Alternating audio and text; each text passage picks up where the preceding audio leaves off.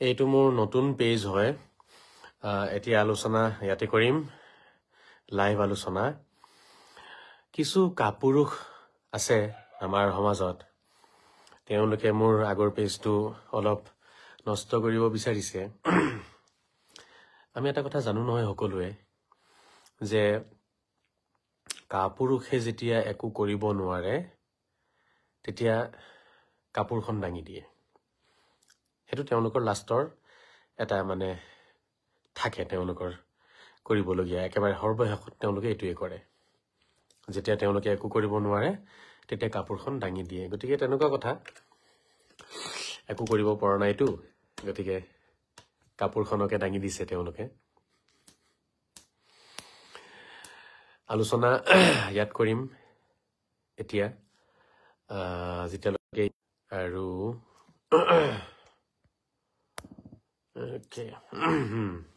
সকলোৱে শ্বেয়াৰ কৰিবচোন আপোনালোকে তেওঁলোকে ভাবিছে যে আজহাৰীৰ এটা পেজ নষ্ট কৰি দিলে আজহাৰীক আমি দমন কৰিব পাৰিম কিন্তু হেয়া অসম্ভৱ আজহাৰীক দমন কৰাটো অসম্ভৱ এটা কিয় 100টা পেজ বনাম 100টা পেজৰ জৰিয়তে প্ৰতিবাদ হ'ব মোৰ এটা প্ৰশ্নৰ আনসাৰো তেওঁলোকে আজিলৈকে দিব পৰা নাই আৰু সেই কাৰণে চাব তেওঁলোকে কি কৰে এইবোৰ কৰি থাকে পেজটো কেতিয়াবা তেওঁলোকে নষ্ট কৰিব কেতিয়াবা মোক পিটিব বিচাৰিব কেতিয়াবা মোক গালি দিব গতিকে সেই কাপুৰুষসকলক ক'ব বিচাৰিম আপোনালোকেনো আৰু কিমান কাপুৰ খুলি খুলি দেখুৱাই দিয়েহে মোৰ কথাবিলাকো উত্তৰ দিব পাৰিবনে উত্তৰ দিবলৈ কাৰণে এইটো হৈছে আটাইতকৈ ডাঙৰ কথা মোৰ কথাবিলাকো উত্তৰটো লাগে আৰু উত্তৰ যেতিয়ালৈকে নিদিব যেতিয়ালৈকে নিজকে শুধৰাই নলব যেতিয়ালৈকে সমাজখন পৰিষ্কাৰ নকৰিব তেতিয়ালৈকে চলি থাকিব এই প্ৰতিবাদ চলিব এই যুঁজ চলিয়ে থাকিব গতিকে এই আলোচনা আছে হিখন ঠিক কৰিব চেষ্টা কৰি আছো আমি আপোনালোকে যিমান পাৰে শ্বেয়াৰ কৰিব আৰু প্ৰচাৰ কৰি দিব ঠিক আছে নে আগৰ পেজ কি হল অলপ প্ৰবলেম কিবা কিবি হৈ আছে গতিকে আমি টেকনিক্যাল ডিপাৰ্টমেন্টৰ লগত মই আলোচনা কৰি আছো দেখা যাওক কি কৰিব পৰা যায় এইবোৰ হৈছে কি জানে নাই এইবোৰ হৈছে বেলেগৰ আন্ডাৰত থকা বস্তু যিমান দিন লকে আপুনি চলালে নষ্ট হৈ যাব আকৌ বনাব লাগিব তেনেকুৱাই কথা উপায়টো নাই কৰিবলগীয়া একো নাই ইয়াত আমাৰ একো কৰিবলগীয়া নাই এটা আলোচনা হৈ থাকিব এতিয়া লাইভ আলোচনাখিনি কৰিব লাগে তেওঁলোকে মোৰ কণ্ঠ ৰোধ কৰিব বিচাৰি আছে তেওঁলোকৰ এইবোৰ হৈছে আপোনাৰ কাপুৰুষৰ যিবোৰ আপোনাৰ হেই থাকে নহয় আপোনাৰ কি কয় কাম কৰাৰ ষ্টাইল এটা থাকে নহয় কাপুৰুষৰ তেওঁলোকৰ আক্ৰমণৰ ষ্টাইল এটা থাকে তো কাপুৰুষৰ যিটো ষ্টাইল সেইটো ষ্টাইল তেওঁলোকৰ সন্মুখত আহি তেওঁলোকে মোৰ কথাৰ উত্তৰ দিব নোৱাৰে কোনো কথাৰ আনসাৰ তেওঁলোকে দিব পৰা নাই গতিকে এতিয়া দমন কৰাৰ কোনো ৰাস্তা তেওঁলোকৰ ওচৰত নাই হয় নিজকে হলনি কৰিব লাগিব নহলে মুখ হৰাব লাগিব দুটাৰ ভিতৰত এটা তেওঁলোকে কৰিব লাগিব আৰু এই দুইটাই তেওঁলোকে কৰিব পৰা নাই হেতু কাৰণে এইবোৰ কৰি ফুৰিছে একো নাই কৰিব দিয়ক আমাৰনো কি আহা যায় হয় নহয় মোৰ কথা হৈছে মই কথা কৈ গৈ থাকিম এদিন নহয় এদিন যোগ্যসকলে কথাখিনি বুজিব আৰু সকলোৱে ওলাই আহিব বুলি মোৰ আশা আপোনালোকে শ্বেয়াৰ কৰিব নাপাহৰিব আকৌ ইয়াতে এতিয়া ফলোৱাৰ্ছ বিলাক গোটেইখিনি হেতু পেজৰ পৰা ইয়াত আনিব লাগিব এতিয়া এটো এটা ডাঙৰ কাম আপোনালোকে প্ৰচাৰ কৰি দিলে সবে গম পাই যাব কাৰণ মোৰ যিসকল শুভাকাংক্ষী আছে যিসকলে মোক ভাল পায় তেওঁলোকে হয়তো নাজানে আপোনালোকে জনালে তেতিয়া গম পাব তেওঁলোকে সেইকাৰণে শ্বেয়াৰ কৰি দিব নিজৰ পেজত আপোনালোকে নিজৰ ফেসবুকৰ মাধ্যমেৰে হোৱাটছএপৰ মাধ্যমেৰে এই কথাখিনি আপোনালোকে প্ৰচাৰ কৰি দিব এইটো আপোনালোকৰ এটা সহায় হ'ব ডাঙৰ সত্যৰ কাৰণে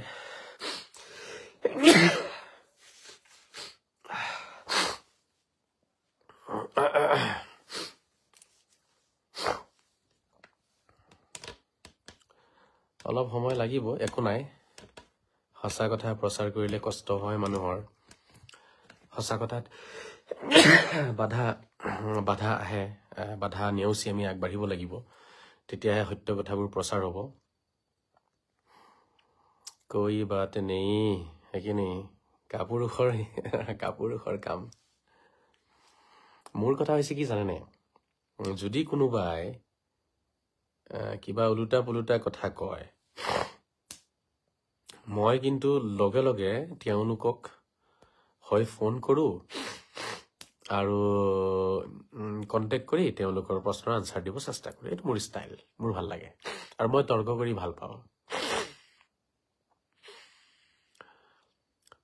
কৰি ভাল পাওঁ সৰুৰে পৰা তৰ্ক কৰিছো তৰ্ক কৰি ডাঙৰ হৈছো মানুহে কথা এটা কোৱাৰ লগে লগে বুজিব পাৰো হেতু কথাত কি লুকাই আছে বাক্যত কি লুকাই আছে এইবোৰ আসলতে থাকিব লাগিব প্ৰেক্টিসও কৰিব লাগিব আৰু ঈশ্বৰ আল্লাহ ভগৱানৰ ফালৰ পৰা এই বস্তুটোৰ প্ৰতিভাটো থাকিবও লাগিব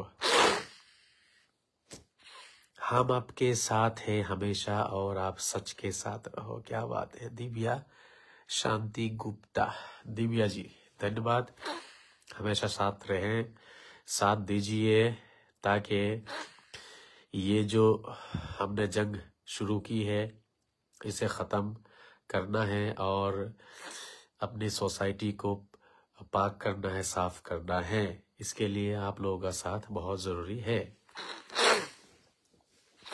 अपना आगर पेज तो डिलीट हो जाएगी ना पेज तो डिलीट हुआ ना है आसे डिलीट हुआ ना है जोर जबरदस्ती আৰু তেওঁলোকে পইচা পাতি খুৱাইছে চাগে এতিয়া তেওঁলোকে ফেসবুকত কাৰোবাৰ লগত যোগাযোগ কৰি পইচা পাতি খুৱাইছে কাৰণ নাজানো ডাঙৰ ডাঙৰ অসমত শত্ৰুবোৰ ওলাইছে ডাঙৰ ডাঙৰ এক সে এক পাৰ্টি অসমত একদম মানে আপোনালোকে ভাবিব নোৱাৰিব ইমান ডাঙৰ ডাঙৰ মোৰ শত্ৰু ওলাইছে অসমত কি কম আৰু লাইভটো অলপ দীঘলীয়া কৰিম যেহেতু মানুহে গম পাব আপোনালোকে চাই যাওক আৰু যিমান পৰা যায় যিসকলে চাইছে লগে লগে শ্বেয়াৰ কৰি দিয়ক মিৰ্জা আসিফ আপুনি শ্বেয়াৰ কৰিছেনে সাবিবাৰ শ্বেয়াৰ কৰক সাহাব শ্বেয়াৰ কৰক সকলোৱে অঞ্জলি কলিতা বৰা ওয়াচিং অঞ্জলি কলিতা বৰা কোনোবা বাইদেউ সোমাইছে লগে লগে শ্বেয়াৰ কৰকচোন এবাৰ প্লিজ আপোনালোকে মোক এই পেজটো উঠাই দিব লাগিব এটো উঠাই দিব আপোনালোকে আৰু আপোনালোকেও ভাবে এটো কথা মানে একেবাৰে আপোনালোকে মানে প্ৰতিশ্ৰুতি লোক সকলোৱে যে তেওঁলোকে যেহেতু মোৰ পেজ এটাৰ পিছত এটা ধ্বংস কৰিব আৰু আপোনালোকেও এটাৰ পিছত এটা নতুন নতুন পেজ মোক উঠাই দিব ৰাতিৰ ভিতৰত উঠাই দিব আপোনালোকে যি সকলে ভাল পাই আছে মোৰ কথা যি সকলে মোক সমৰ্থন কৰি আছে আপোনালোকেও এই কথাটো মানি লওক মানে দৃঢ় প্ৰতিজ্ঞা কৰক মনে মনে আজাৰী পেজ নষ্ট কৰিবি আমি উঠাই দিম আজাৰী পেজ নষ্ট কৰ আমি উঠাই দিম একে ৰাতিত উঠাম গতিকে খেলটো এটা তেনেকে হ'ব খেলটো এটা জমনি হৈছে নহয় চাইছে নাই তেওঁলোক যে কাপুৰুষ ইয়াৰ প্ৰমাণ পাইছে নাই আপোনালোকে কক এইবোৰ কাপুৰুষে কৰে যেতিয়া নোৱাৰে কাৰোবাৰ লগত ঘৰ জ্বলাই দিব যেতিয়া নোৱাৰিব কাৰোবাৰ লগত তাক মাৰিবলৈ যাব যেতিয়া নোৱাৰিব কাৰোবাৰ লগত মানে কাপুৰখন উঠাই দেখাই দিব এইবোৰ কোনে কৰে কাপুৰ উঠাই দেখাই দিয়া ঘৰ জ্বলাই দিয়া হা দৌৰাই ফুৰে এইবোৰ কাপুৰুষৰ কাম হয় নহয় কক মই মুকলিয়াকে সদায় কৈ আছো মোৰ সন্মুখত আহা মোৰ লগত আলোচনা কৰা লাইভ হেতু নকৰে এটা হেলে আবুল টাবুল বকিব জিটি বকি পেলাই সময়খিনি নষ্ট কৰি তেওঁলোকে ইয়াৰ পৰা পলাই যাব বুজিছে নাই জিটি কথা কৈ পলাই যায় যুক্তিটো একো বুজিও নাপায় গতিকে মই তেওঁলোকে মোৰ এটা নহয় 100টা পেজ ধ্বংস কৰিলেও মই নতুনকে 100টা পেজ বনাম আৰু সেই 100 পেজৰ জৰিয়তে মই আকৌ মোৰ প্ৰতিবাদ অব্যাহত ৰাখিম আপোনালোকে যি সকলে মোক চাই আছে আপোনালোকৰ এটা দায়িত্ব আছে হেতু হৈছে যেতিয়াই তেওঁলোকে মোৰ এটা পেজ নষ্ট কৰিব মই আন এটা পেজ ষ্টাৰ্ট কৰিম একে ৰাতিৰ ভিতৰত আপোনালোকে ফলো কৰি তাতে কমেন্ট কৰি শেয়াৰ কৰি বন্ধুসকলৰ মাজত পেজটো আকৌ নতুনকে প্ৰচাৰ কৰি আকৌ উঠাই দিব লাগিব আপোনালোকে বিচাৰিলে ৰাতিৰ ভিতৰতে পেজ এটা উঠি যাব আপোনালোকে বিচাৰিব লাগিব হেখিনি আপোনালোকে মোক সহায় কৰিব বাকি যুক্তি তৰ্কৰটো মই ৰজা হওঁ মই নিজকে নিজে কওঁ কাৰণ মোৰ কথা যেতিয়া বেলেগে নকয় মই এইটো ক'ব লাগিব নিজৰটো যুক্তিত কোনোবা হৰুৱাই দিয়ক চাওঁ মোটামুটি গৰু খোৱা বন্ধ আমি কৰি এৰিম কি কৰি এৰিম আমি গৰু খোৱা বন্ধ কৰি এৰিম গৰু খোৱা মোটামুটি বন্ধ কৰিম লাগিলে 100টা মান নতুনকে পেজ খুলিম গৰু খাব নিদিও মোটামুটি আমি সকলোৱে এটোৰ বিৰুদ্ধে প্ৰতিবাদ কৰিম যি সকলে খাব তেওঁলোকৰ বিৰুদ্ধে প্ৰতিবাদ কৰিম তেওঁলোকক বুজাব চেষ্টা কৰিম আৰু লাষ্টত যেতিয়া তেওঁলোকে নুবুজিব চৰকাৰৰ জৰিয়তে নতুন আইন আনাৰ ব্যৱস্থা কৰা যাব নে কি কয় আপোনালোকে যি সকলে চাই আছে কোনো শ্বেয়াৰ নকৰাকে নাথাকিব কিন্তু শ্বেয়াৰ কৰিব আৰু বন্ধুসকলক জনাই দিব যে আজহাৰীৰ নতুন পেজ আজহাৰীক হৰাব নোৱাৰিলে সেইকাৰণে আজহাৰী পেজ নষ্ট কৰিছে বুজি পাইছেনে এইটো ইয়াকে কয় কাপুৰুষ ইয়াকে কয় কাপুৰুষতা ইয়াকে কয় কি জানে নপুংসকতা ঠিক আছে ইয়াকে কয় হিজিৰা এইবোৰকে কয় গতিকে এয়া হিজৰাসকলৰ কাম হ'ব নপুংসক যিসকল আছে তেওঁলোকৰ কাম হ'ব কাপুৰুষ যিসকল সমাজত তেওঁলোকৰ কাম এয়া মাংস খোৱা মুছলমানক হোৱাতকৈ ধাৰ্মিক মুছলমান হোৱাটো উচিত বুলি মই ভাবো please tell about this line সাহাব একদম ঠিক কথা কৈছে আপুনি ধাৰ্মিক হোৱাটো আমাৰ প্ৰয়োজন খালে আমাৰ ধৰ্ম বাকি থাকিব নাথাকিব সেইবোৰ মাংস চাংখৰ লগত লাগি থাকিব নালাগে টোটেলি মাংস খোৱাটো এৰি দিব লাগে মোৰ হিচাপে মাংস খালে মানুহৰ শাৰীৰিকভাৱে বহুত ধৰণৰ ক্ষতি হয় যদিও সাময়িকভাৱে অলপ আপোনাৰ আনন্দ পাব তৃপ্তি পাব জিভাৰ সোৱাদ পাব আপুনি খানাৰ জুতি পাব এইটো সাময়িক হয় সেইখিনি হা সেইটো এটা বাছ টাইম এটা আছে সেই টাইমটোলৈকে থাকে তাৰপিছত কিন্তু তাৰ যিটো প্ৰভাৱ পৰে সেই প্ৰভাৱটোৱে কিন্তু মানুহক ধ্বংসৰ ফালে লৈ যায় মই এৰিছো লাহে লাহে মইতো মাংস নাখাওঁ খালি ব্ৰইলাৰ মাংসটোৱে খাওঁ মই ভাবি আছো খুব সোনকালে মই একেবাৰে মাংস খোৱাটো এৰি দিম বুলি ভাবি আছো এতিয়ালৈকে অলপ জুতিটো মোৰো যোৱা নাই কিন্তু মই যিহেতু আপত্তি কাৰো নাই সেইকাৰণে মই এৰা নাই যদি আপত্তি জনালেহেঁতেন নহয় মই গোটেই মাংস খোৱা এৰি দিলোহেঁতেন যদি মাছৰ ওপৰত আপত্তি থাকিলেহেঁতেন ছাগলীৰ ওপৰত আপত্তি থাকিলেহেঁতেন কুকুৰাৰ ওপৰত আপত্তি থাকিলেহেঁতেন তেতিয়াহ'লে মুস্তাফা কামাল আজহাৰীয়ে গোটেই জীৱন মাংস মাছ নাখালেহেঁতেন কিন্তু যিহেতু বৃহৎ সমাজৰ আপত্তি নাই কিন্তু এটা কথা আছে লক্ষণীয় সেইটো হৈছে আমাৰ সনাতনীসকলৰ মাজত যিসকল বৈষ্ণৱপন্থী বা শংকৰী যিসকল নামঘৰত যিসকল অহা যোৱা কৰে মই তেওঁলোকৰ কথা শুনিছো এতিয়া নাজানো কিমান সত্য অসত্য তেওঁলোকে জনাব তেওঁলোকে কিন্তু শাকাহাৰী হয় তেওঁলোকে কোনো ধৰণৰ মাছ মাংস তেওঁলোকে নাখায় এই যিটো এটা দীক্ষা অসমৰ ৰাইজক গুৰুজনাই দিছে এইটো আচলতে বহুত উচ্চ দৰ্জাৰ মানে কি ক'ম আৰু আধ্যাত্মিক জগতত কিমান উচ্চ স্তৰৰ যে শিক্ষা হয় সেইটো মই মোৰ মুখেৰে ক'লে সৰু যেন লাগিব শোভা নিদিব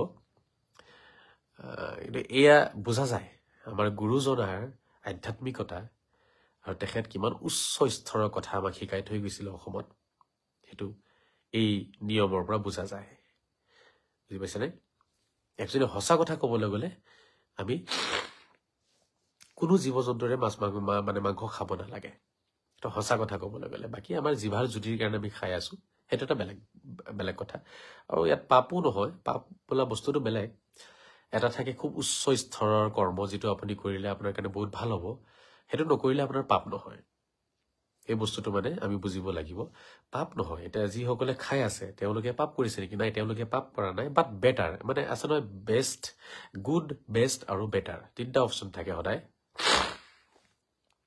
যিসকলে খাই আছে মাছ মাংস খাই আছে আমি তেওঁলোকক গুড বুলি ক'ব পাৰিম বা বেষ্ট আৰু বেটাৰ কেতিয়া হ'ব সেইটো তেতিয়া হ'ব যেতিয়া আমি ধৰক একেবাৰে এৰি দিম বুজি পাইছেনে তেতিয়া ক'ব পৰা যাব যে এইটো বেটাৰ হয় এৰি দিয়াটো বেটাৰ অপশ্যন হয় বাট কোনোবাই যদি খাই আছে গুড হ'ব গুড অপশ্যন খাই আছে কোনো কথা নাই গতিকে গুড বেষ্ট আৰু বেটাৰ এই তিনিটাত আমি যদি আলোচনা কৰোঁ তেতিয়া ধৰিব পাৰিম প্ৰতিটো ভাল কৰ্মত এই তিনিটা বস্তু আমি পাম এটা গুড অপশ্যন থাকিব এটা বেষ্ট অপশ্যন থাকিব এটা বেটাৰ অপশ্যন থাকিব গতিকে বেটাৰ অপশ্যনটো মই ভাবোঁ আমাৰ গুৰুজনা শংকৰদেৱে আমাৰ অসমৰ ৰাইজক শিকাই থৈ গৈছে সেইটো বেটাৰ অপশ্যন হয় সেইটো হৈছে কি একেবাৰে আমি জীৱ জন্তুৰ মাংস একেবাৰে আমি খোৱাটো এৰি দিয়াটো সেইটো বেটাৰ অপশ্যন হয় আৰু বেটাৰ অপশ্যনত সকলোৱে কাম কৰিব নোৱাৰে সদায় বেটাৰ অপশ্যনটো কঠিন হ'ব যিটো বেটাৰ হ'ব সেইটো সদায় কঠিন হ'ব আপোনালোকে চাব যিকোনো ডিপাৰ্টমেণ্টত যিকোনো শ্ৰেণীত আপুনি বেটাৰ অপশ্যনত কাম কৰিবলৈ আপোনাৰ কষ্ট হ'ব বা বেষ্ট আৰু গুড অপশ্যনত কাম কৰিবলৈ কাৰণে আপোনাৰ কষ্টটো কম হ'ব আৰু গুড অপশ্যনত জনসাধাৰণে কাম কৰিব পাৰিব সেইকাৰণে বেছিভাগে যিহেতু খায় আৰু সেইটো মই কেতিয়াও পাপ বুলি নকওঁ খাব পাৰিব মই নিজে খাওঁ মই নিজে গুডত আছো এতিয়াও কিন্তু লাহে লাহে মই বেষ্ট এণ্ড বেটাৰত যাব চেষ্টা কৰিম যিকিনো কথা হৈছে দাদা বহুত দিন মূৰত ভালে আছে চিত্তাৰঞ্জন বৰা মই বহুত দিন মূৰততো নহয় আহি আছো ডেইলিয়ে মোৰ ইটো পেজত যিটো মোৰ মুস্তাফা কামাল আজহাৰী যিটো পেজ আছিলে অৰিজিনেল যিটো পেজ সেইটোতে আহি আছিলো এইটোও মোৰ অৰিজিনেল পেজ হয়, মোৰে পেজ হয়। মই এবছৰমান আগতে বনাই থৈছিলো। কেতিয়াবা এনেকুৱা এটা দিন আহিব বুলি মোৰো মনত আছিলে, এটা মানে সন্দেহ। সেইটো পুৰা হ'ল। আপোনালোকে এটা কথা জানেনে, যিটো কথা মানে হ'বলগীয়া থাকে ন, মোৰ মানে আগতীয়াকে বস্তুটো মই ফিল কৰোঁ, কিবা এটা হ'ব নেকি, কিবা এটা হ'ব নেকি। আৰু ডেফিনেটলি কিছুদিন পিছতে সেই বস্তুটো হৈ যায়। হয়তো এয়া একচুৱেলি নাজানো, মানে মই প্ৰায়ে মই ফিল কৰোঁ হা এই কথাবোৰ। কিবা এটা বিপদ আহিবলগীয়া থাকিলে, কিবা এটা ঝামেলা আহিবলগীয়া থাকিলে অলপ ফিল কৰোঁ মই। আচলতে এইটো আধ্যাত্মিকতা প্ৰেক্টিচ কৰি থাকিলে আৰু ঈশ্বৰল্লা ভগৱানক সদায় স্মৰণ কৰি থাকিলে মনটো লাহে লাহে তেনেকুৱা হৈ যায়। নাই দাদা, মইহে অলপ দিনৰ মূৰত আহিছোঁ। আচ্ছা, ধন্যবাদ। যিসকলে চাই আছে আপোনালোকে শ্বেয়াৰ কৰিছেনে?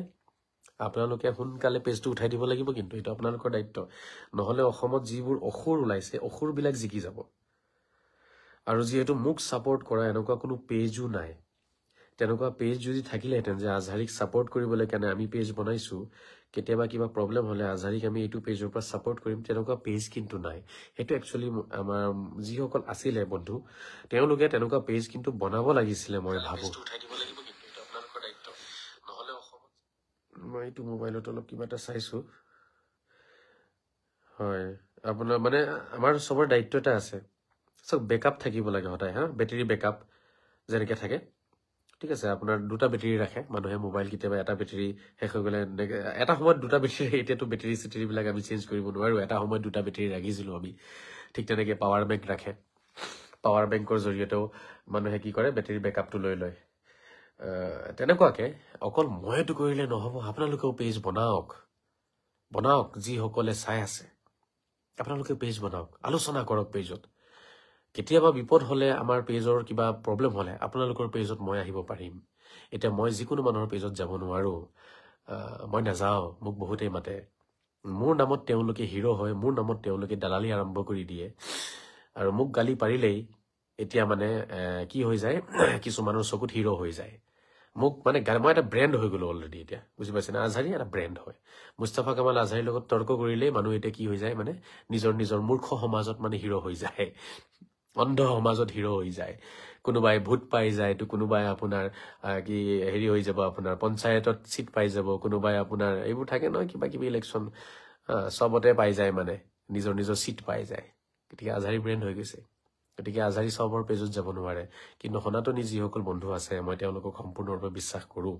এইটো কাৰণে নহয় যে আপোনালোক সনাতনী, মই মুছলিম, সেইবিলাকৰ পৰা ঊৰ্ধত আহি, সেই গোটেই কথাবিলাকৰ পৰা ঊৰ্ধত আহি, কোন আপুনি, আপোনাৰ ধৰ্ম কি, আপোনাৰ কি, সেইবোৰৰ পৰা ঊৰ্ধত আহি পেলাই মই আপোনালোকক এইটো কাৰণে বিশ্বাস কৰোঁ, কিয়নো আপোনালোকৰ ভিতৰত সত্য বস্তুটো আছে। আৰু সত্যক আপোনালোকে একচেপ্টটো কৰে। আৰু গোড়ামী বোলা যিটো গুণ আছে আমাৰ সমাজত আছে, সেইটো আপোনালোকৰ মাজত একেবাৰে কম আছে। গোড়ামীটো কম আছে বুলি মই ভাবোঁ। আছে, আপোনালোকৰ মাজতো গোড়ামী আছে। তেনেকুৱা নহয় যে আপোনালোকে 100ৰ ভিতৰত 100ই ভাল। আপোনালোকৰ মাজতো গোড়ামী আছে, কিন্তু আপোনালোকৰ 80জনেই 80% আপোনালোকৰ গোড়ামীৰ পৰা মুক্ত হয়। আৰু আমাৰ 98% গোড়ামীত ডুবি আছে। আমাৰ 2%হে আছে ক'ৰবাত গোড়ামী নথকা। আৰু সেই 2%ও ভয়াতুৰ হয়। সেই 2%ও কি হয়, ভয়াতুৰ। ভয়ত বিচনাৰ তলত সোমাই আছে, বুজি পাইছেনে? নহ'লে আৰু ক'ৰবাত লুকাই আছে, এঘৰীয়া কৰি দিব। 2% আছে আমাৰ গোড়ামী চিন্তাধাৰা নথকাৰ, বাট সেই 2% ভয়াতুৰ হয়। উপায়তো নাই, সেই ভয়াতুৰ সমাজক লৈয়ে মই কাম কৰি আছোঁ। সেইটো কাৰণেতো আজি পাৰিছে ন। তেওঁলোকৰ দল এটা আছে, তেওঁলোকে এটা দল বনাই লৈছে। তেওঁলোকে 100জন এক্টিভ হৈ থাকে। তেওঁলোকৰ 100জন এক্টিভ হৈ আছে আমাক প্ৰতিবাদ কৰিবলৈ কাৰণে। মোৰ কিবা এটা কথা কমেণ্ট গ'লে কমেণ্টত তেওঁলোকে কি কৰিব, প্ৰতিবাদ কৰিব, গালি পাৰিব। 100জন তেওঁলোকৰ ৰেডি হৈ আছে। কিন্তু আমাৰ আছেনে? আমাৰ নিজৰ ভুল। এতিয়া সীমান্তই কমেণ্ট কৰি আছে, সীমান্ত আছে, হামিম আলী, সাবাবিৰ আলী, ঠিক আছে, আমাৰ চিত্ৰা ৰঞ্জন, যিসকলে চাই আছে, যিসকলে কমেণ্ট কৰিছে, আমাৰ আসিফ আছে, প্ৰণৱ আছে, ঠিক আছে। সকলোৰে এটা এটা পেজ থাকিব লাগিছিলে। ৰিংকু আছে, ৰিংকু কাকতি নমস্কাৰ জনাইছে, নমস্কাৰ। আমাৰ কিন্তু এইটো ভুল হৈছে। আমাৰ ছাৰ চাই আছে, দেৱাকান্ত আমাৰ ছাৰ আছে, আৰু পাৰভিন চুলতানা, যিসকল আছে ইয়াতে, দিলদাৰ, মই সকলোকে ক'ব বিচাৰিম, আমাৰ সকলোৰে কিন্তু এটা এটা পেজ থাকিব লাগিছিলে। সকলোৰে পেজতে আমি কাম কৰিব পাৰিলোহেঁতেন তেতিয়া। আপোনালোকে পেজ বনাওক না, মই আপোনালোকৰ পেজত আহিম। মোক দিব, মাতিব, মই আহিম আপোনালোকৰ পেজত, মই আলোচনা কৰিম। আপুনি মোক আপোনালোকৰ পেজত ইনভাইট কৰিব। আমি পেজটো গ্ৰোথ কেনেকৈ আনিব লাগে আনিম। ঠিক আছে নে গতিকে মই আশা কৰিম যিসকল ইয়াতে কমেণ্ট কৰিছে সীমান্ত আৰু আমাৰ স্বাভাৱিক আৰু প্ৰণৱ মই সকলোকে অনুৰোধ জনাম সকলোৱে এটা পেজ বনাওক আৰু সেই পেজৰ জৰিয়তে আমি অসমৰ সভ্যতা সংস্কৃতি সুৰক্ষিত কৰিবৰ কাৰণে আমি যিবোৰ আপোনাৰ চক্ৰ আছে যিবোৰ আপোনাৰ দুৰ্বৃত্তৰ দল আছে কুশক্তি আছে অপশক্তি আছে সেই অপশক্তিক আমি দমন কৰিব চেষ্টা কৰিম আমাৰ পেজৰ জৰিয়তে আৰু এইটো কিন্তু এক বহুত ক্ৰান্তি আনা এটা বস্তু হয় পেজে কিন্তু ক্ৰান্তি আনে কথাই কিন্তু ক্ৰান্তি আনে আজিৰ তাৰিখত আপুনি ৰেভলিউশ্যন আনিবলৈ কাৰণে আপুনি ৰাস্তাত ওলাই গৈ দৌৰিব নালাগে মাৰপিট কৰিব নালাগে আজিৰ তাৰিখত সেই পৰিৱেশ নাই আজিৰ তাৰিখত আছে কথা হৈছে যুদ্ধ হ'ব তৰ্ক যুদ্ধ হ'ব ইয়াতে তলুৱাৰ নালাগে ইয়াতে আপোনাৰ কোনো ঢাল নালাগে ঠিক আছে বন্দুক নালাগে আজিৰ তাৰিখত লাগিব কি যুক্তিৰে আমি ইনশাআল্লাহ আমি কামখিনি কৰিব পাৰিম প্ৰীতি ৰাজবংশী আপুনি আগবাঢ়ি যাওক বাইদেউ আহিলে নহয় ঠিকে আছে ইটো পেজৰ পৰা ইটো পেজলৈ আপোনালোকে আহিছে ধন্যবাদ মই মোৰ সকলো বন্ধুৱে জানা নাই কথাবোৰ আপোনালোকে অলপ শ্বেয়াৰ কৰি দিব দেই আপোনালোকে সকলোৱে শ্বেয়াৰ কৰি দিব যিমান আপোনালোকে শ্বেয়াৰ কৰিব আৰু মই এতিয়া কমস কম আগন্ত 10টা দিনলৈকে আপোনালোকে মোৰ প্ৰতিটো ভিডিঅ আপোনালোকে পোষ্ট শ্বেয়াৰ কৰিব দৰকাৰ পৰিলে পিছত ডিলিট কৰি দিব এমাহমান পিছত ডিলিট কৰি দিব কিন্তু বৰ্তমান আপোনালোকে এটাও নেৰিব যিয়ে মই দিম দিনত গোটেইখিনি আপোনালোকে যিমান পাৰে শ্বেয়াৰ কৰি দিব 10-15 দিন পিছত ডিলিট কৰি দিব কোনো কথা নাই যিহেতু আমি পেজটো কি কৰিব লাগিব আমি এতিয়া পেজটো উঠাব লাগিব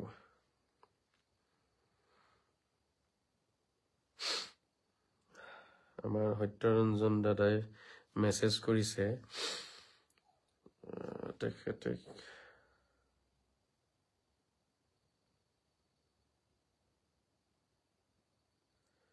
দাদাৰ কিবা এটা হেৰি দিছে মোক মেছেজ কৰিছে দাদাই সত্যৰঞ্জন দাদাই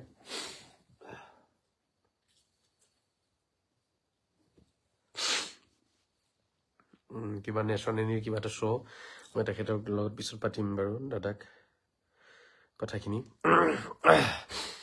ৰিংকু কাকতি দাদা মুছলমান সমাজ গোৰামীৰ অন্যতম কাৰণ হ'ল ইছলাম ধৰ্মটো বিদেশৰ দ্বাৰা পৰিচালিত হয় নে কি কয় একদম ৰাইট ঠিক কৈছে বিদেশত আছে বিদেশৰ কিছু মানুহে আমাৰ মাইণ্ডটো কণ্ট্ৰল কৰে আৰু তেওঁলোকে যিবোৰ চিন্তাধাৰা তেওঁলোকৰ অঞ্চলত তেওঁলোকৰ কালচাৰৰ লগত খাপ খোৱা যিবোৰ কথা আছে তেওঁলোকৰ কালচাৰেল যিবোৰ নীতি নিয়ম আছে তেওঁলোকৰ সভ্যতা সংস্কৃতিৰ লগত জড়িত নীতি নিয়মখিনি আমি ইয়াত পালন কৰিব ধৰিছো এইটোৱে হৈছে আমাৰ আটাইতকৈ ডাঙৰ গোৰামীৰ কাৰণ আৰবৰ সভ্যতা সংস্কৃতিটো বেলেগ আছিলে আৰু যিটো পৰিৱেশত হজৰত মহম্মদ জন্ম লৈছিলে সেইটো এটা বেলেগ পৰিৱেশ আছিলে সেই পৰিৱেশৰ নীতি নিয়ম আজি আমাৰ অসমত নচলিব সেই পৰিৱেশৰ নীতি নিয়ম আমাৰ ভাৰতবৰ্ষত নচলিব কৰবাত চলিছে দেন ওকে বাট কোনোবাই যদি তাতে কিবা ধৰক অভিযোগ আনিছে তেতিয়াহ'লে আমি সেই বস্তুটো ত্যাগ দিব লাগিব কাৰণ আৰবিয়ান সভ্যতা সংস্কৃতিৰ নাম ইছলাম নহয় ইছলাম আৰবিয়ান সভ্যতা সংস্কৃতিৰ নাম হয় নেকি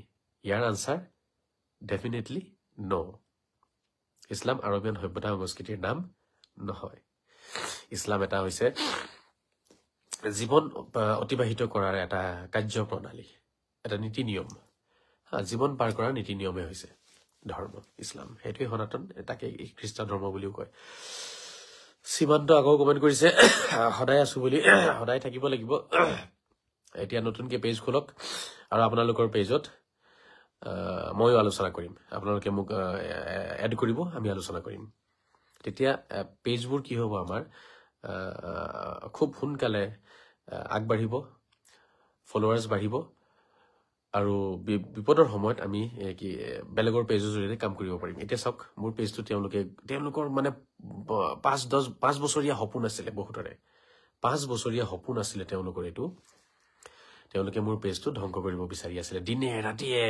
ৰাতিয়ে চেষ্টা কৰিছে লাখ টকা খৰচ কৰিছে তেওঁলোকে বাট মোৰ পেজটো তেওঁলোকে ধ্বংস কৰিব পৰা নাছিলে কাৰণ ময়ো কম নহওঁ ময়ো টেকনিকেলত ময়ো ভালেখিনি জানো ফেচবুকৰ বিষয়ে কেনেকৈ বচাব লাগে আজি গোটেই দিন তৰ্ক হৈছে মোৰ মেটা ছাপৰ্ট টিমক মই একফালৰ পৰা জাৰণ দিছো কালি আকৌ জাৰণ দিম গতিকে এইটো হ'ব কালি তেওঁলোকৰ লগত আলোচনা হৈ আছে আৰু অভিজ্ঞসকল লাগি গৈছে অলৰেডি যিমান বন্ধু আছে মোৰ তেওঁলোকো লাগি গৈছে এইটো ৰিকভাৰ কৰিবলৈ কাৰণে ইনশাআল্লাহ ৰিকভাৰ কৰি এৰিম কেমন আছেন দাদা কলে ভাল পাবনে কেমন আছে দাদা কেমন আপোনাৰ খবৰ ভালনে কলে ভাল পাব দাদা মানে কি অসমীয়া মোৰ পৰিচয় কি লিখিছে এইবোৰ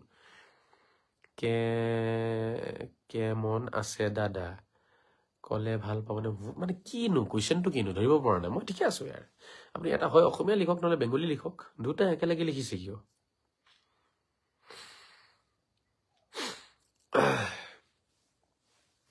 আৰু কিবা কুৱেশ্যন আছে যদি কওক অলপ টাইম আমি এনেকে পাৰ কৰো আলোচনা কৰি আজি যেহেতু ফাৰ্ষ্ট আলোচনা হয় মোৰ এইটো পেজত লাইভ গতিকে বহুত বেছি হাই ভল্টেজ দিব পৰা নাযাব হাই ভল্টেজ দিলেই ঝামেলা হৈ যায় আজিকালি একো কৰিব নোৱাৰিলে মোৰ পেজটোকে নষ্ট কৰিব চেষ্টা কৰিব এইটো হৈছে হাই ভল্টেজ সহ্য কৰিব নোৱাৰিলে মানুহে তেনেকে কৰে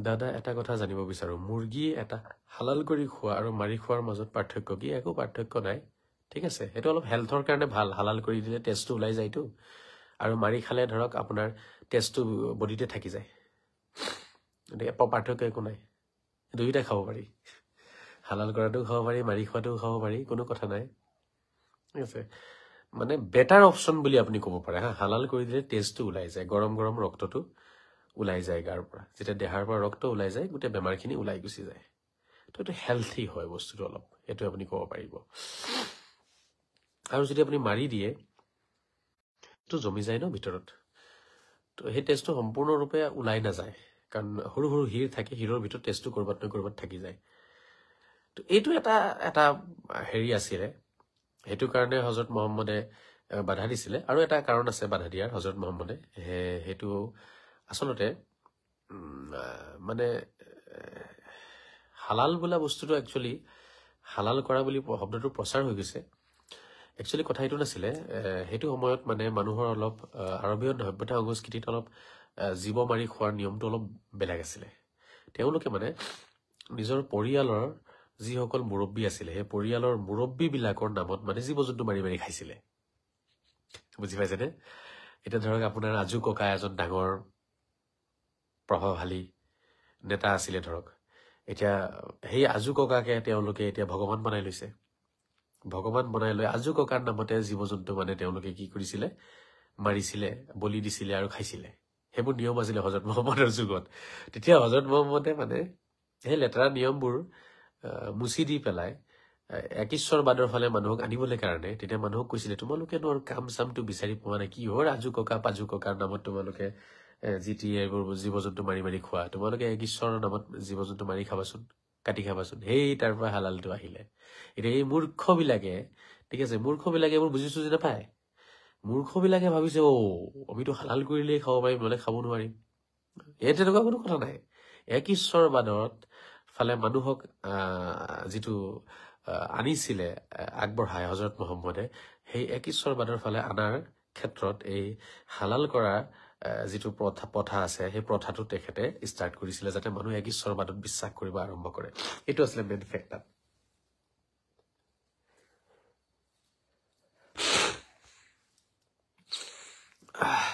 মানে কোটি টকাৰ এটা কথা মই আপোনালোকৰ সন্মুখত কৈ দিলো কম সময়তে এতিয়া নাজানো কথাটো কোনে কিমান বুজিব মই নাজানো আচলতে একশ্বৰবাদৰ ফালে হজৰত মহম্মদে মানুহক আনিবলৈ কাৰণে এই হালাল কৰাৰ প্ৰথাটো তেখেতে ষ্টাৰ্ট কৰিছিলে ইয়াতে হালাল মুৰ্গী মাৰা মুৰ্গীৰ কোনো কথা নাই চব খাব পাৰিব ঠিক আছে কাৰণ এটা মুৰ্গী মৰিলে নহয় সেই মুৰ্গীৰ প্ৰাণটো যে যাব সেইটো ভগৱানেই লৈ যায় ঠিক আছে সেইটো এনেকুৱা কোনো মুৰ্গী নাই যিটো মুৰ্গী আপুনি ধৰক মাৰিলে সেই তাৰ সেই মুৰ্গীৰ প্ৰাণটো শয়তানে লৈ যাব তেনেকুৱা কোনো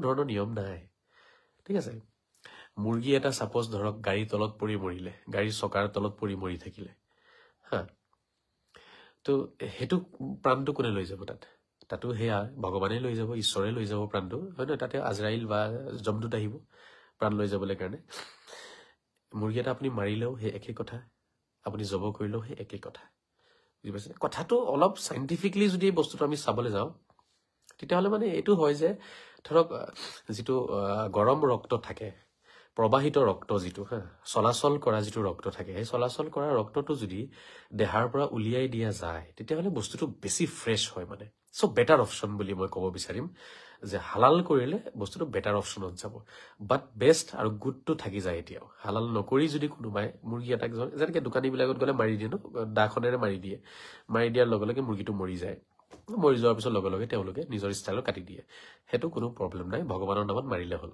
ভগৱানৰ নামতে মৰিব তো সেই আৰৱত যিটো এটা লেতেৰা পন্থা আছিলে বা লেতেৰা এটা প্ৰথা চলি আছিলে লেতেৰা নিয়ম চলি আছিলে আৰৱত যে তেওঁলোকে নিজৰ আজু ককাৰ নামত বা তেওঁলোকে নিজৰ মনে সজা কিছু ভগৱানৰ নামত তেওঁলোকে জীৱ জন্তু মাৰি পেলাই বলি দি পেলাই খাইছিলে আৰু সেই লেতেৰা প্ৰথাটোকে বন্ধ কৰিবৰ কাৰণে আৰু একশ্বৰবাদৰ ফালে মানুহক আনিবৰ বাবে হজৰত মহম্মদে এই হালাল কৰা প্ৰথাটো তেওঁ মানে উলিয়াইছিলে গতিকে এইখিনি কথা যদি আমি বুজি লওঁ তেতিয়াহ'লে আমাৰ কোনো ধৰণৰ প্ৰব্লেম নাথাকিব আৰু এই ভেদাভেদটো নাথাকিব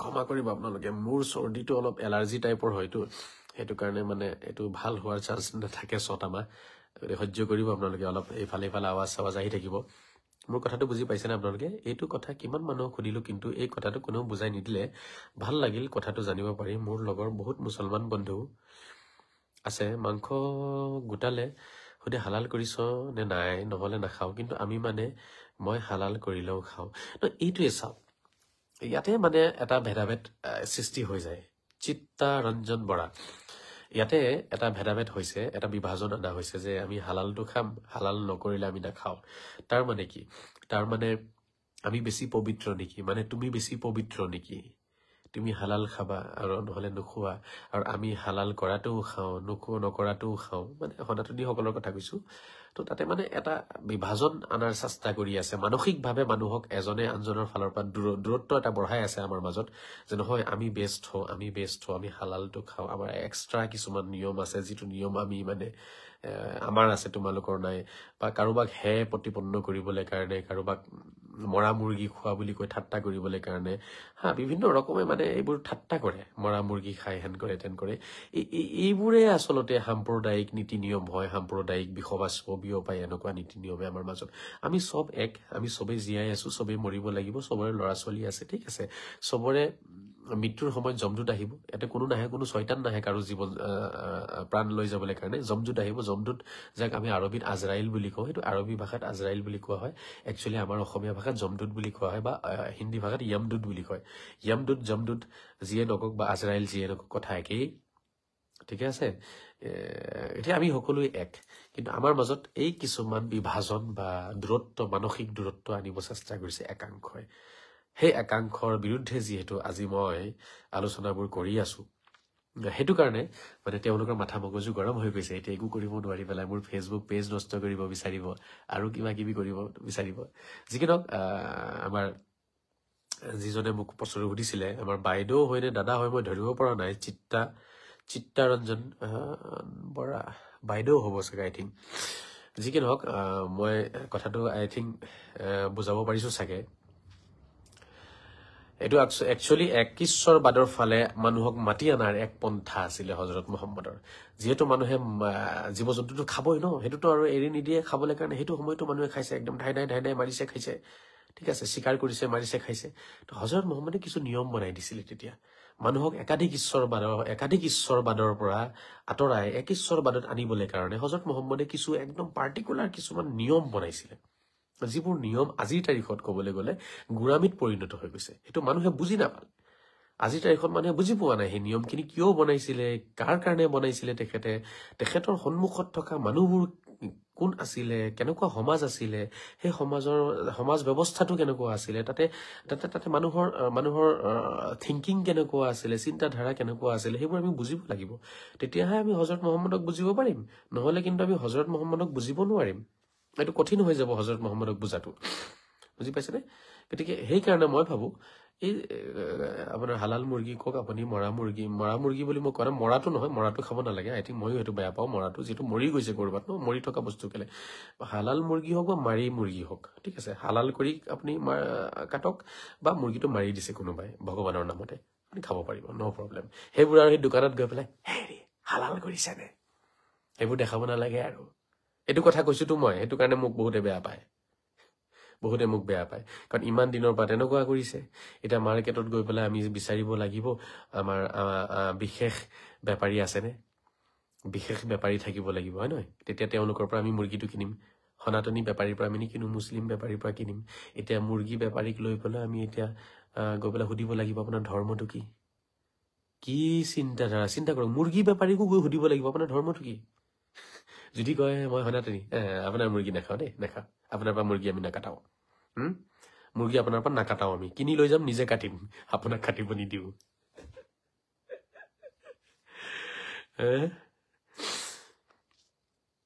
আপোনাৰ পৰা মুৰ্গী কিনি লৈ যাম, কিন্তু আপোনাক কাটিব নিদিওঁ আমি, কাৰণ আপুনি কাটিলে মুৰ্গীটো অপবিত্ৰ হৈ যাব। চিন্তা কৰক, কেনেকুৱা লেতেৰা চিন্তাধাৰা হ'ব লাগিব এইবোৰ। আপুনি মুৰ্গীটো কাটিলে আপোনাৰ মুৰ্গী কাটা মুৰ্গীটো আমি খালে আমাৰ পাপ হৈ যাব। এইটোৱে ধৰ্ম।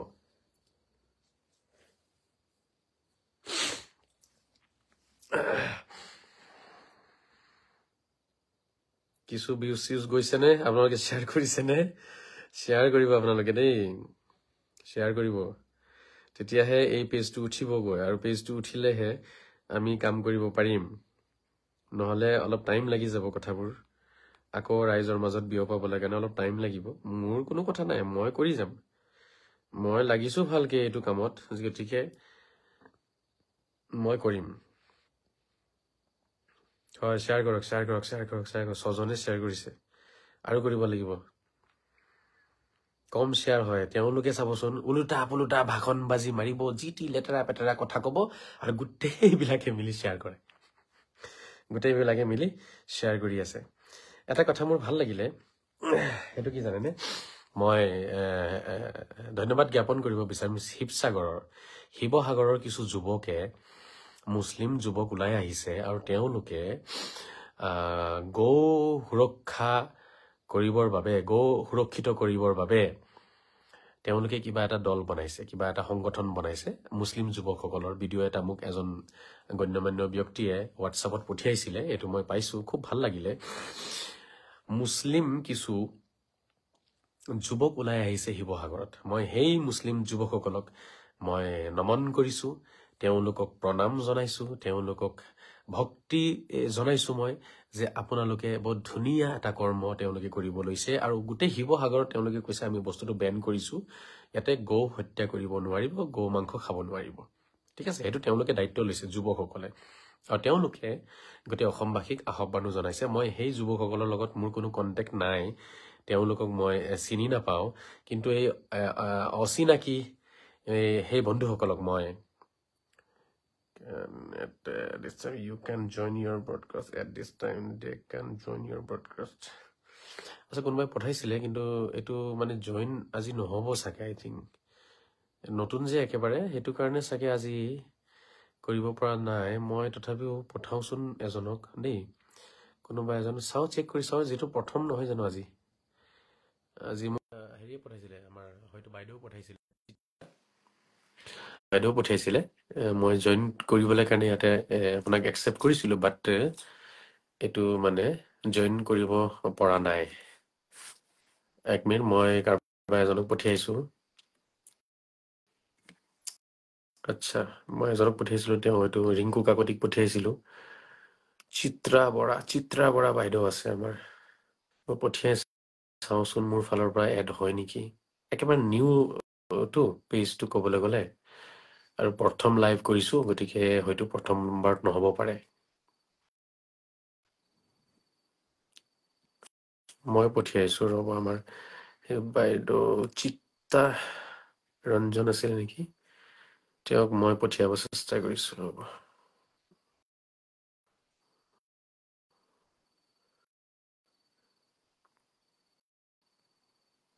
এই আইফোন বিলাকত বহুত ঝামেলা, গম পাইছেনে? কিছুমানে এই নৰ্মেল এণ্ড্ৰইড মোবাইল বিলাক ভাল, এইবিলাকত বহুত ৰেষ্ট্ৰিকশ্যনছ থাকে, এইটো কৰিব নোৱাৰে, সেইটো কৰিব নোৱাৰে, এইটো নিয়ম, সেইটো নিয়ম।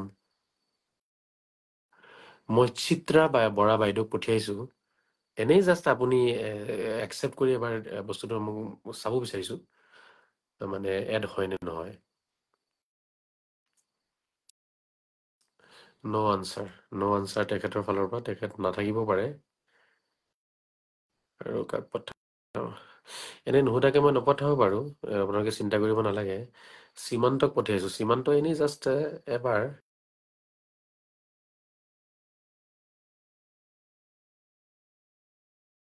অন্য একো নাই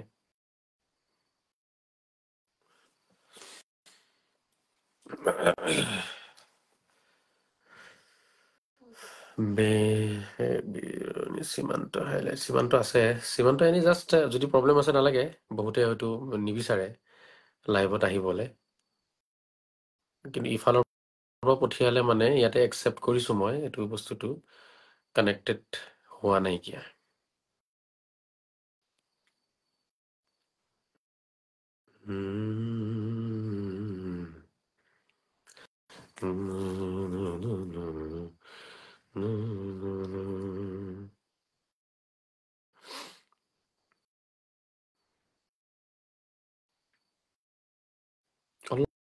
অলপ ৰ'ব মই চাই দিছো কোনোবা এজন ল'ব পৰা গ'লে ভাল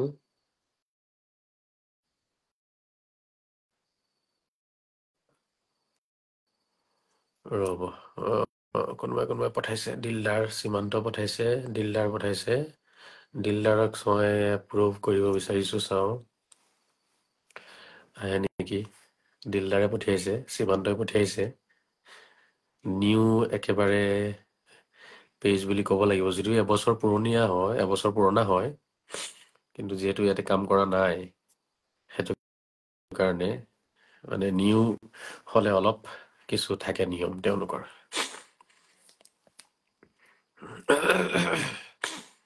এডটো হৈ যাব লাগিছিলে মোৰ হিচাপে ইয়াতে আৰু এবাৰ আমি আলোচনা কৰিছিলো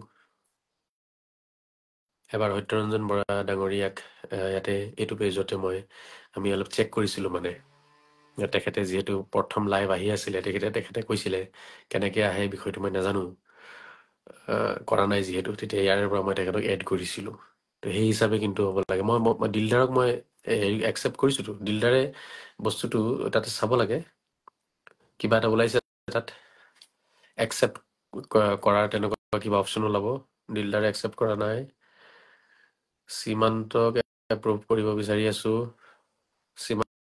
সীমান্তৰ ওচৰত ৰিকুৱেষ্ট যাব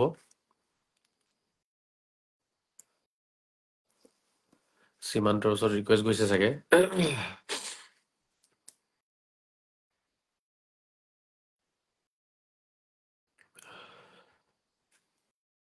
সীমান্ত আছে যদি সীমান্তৰ ওচৰত গৈছে কিন্তু ৰিকুৱেষ্ট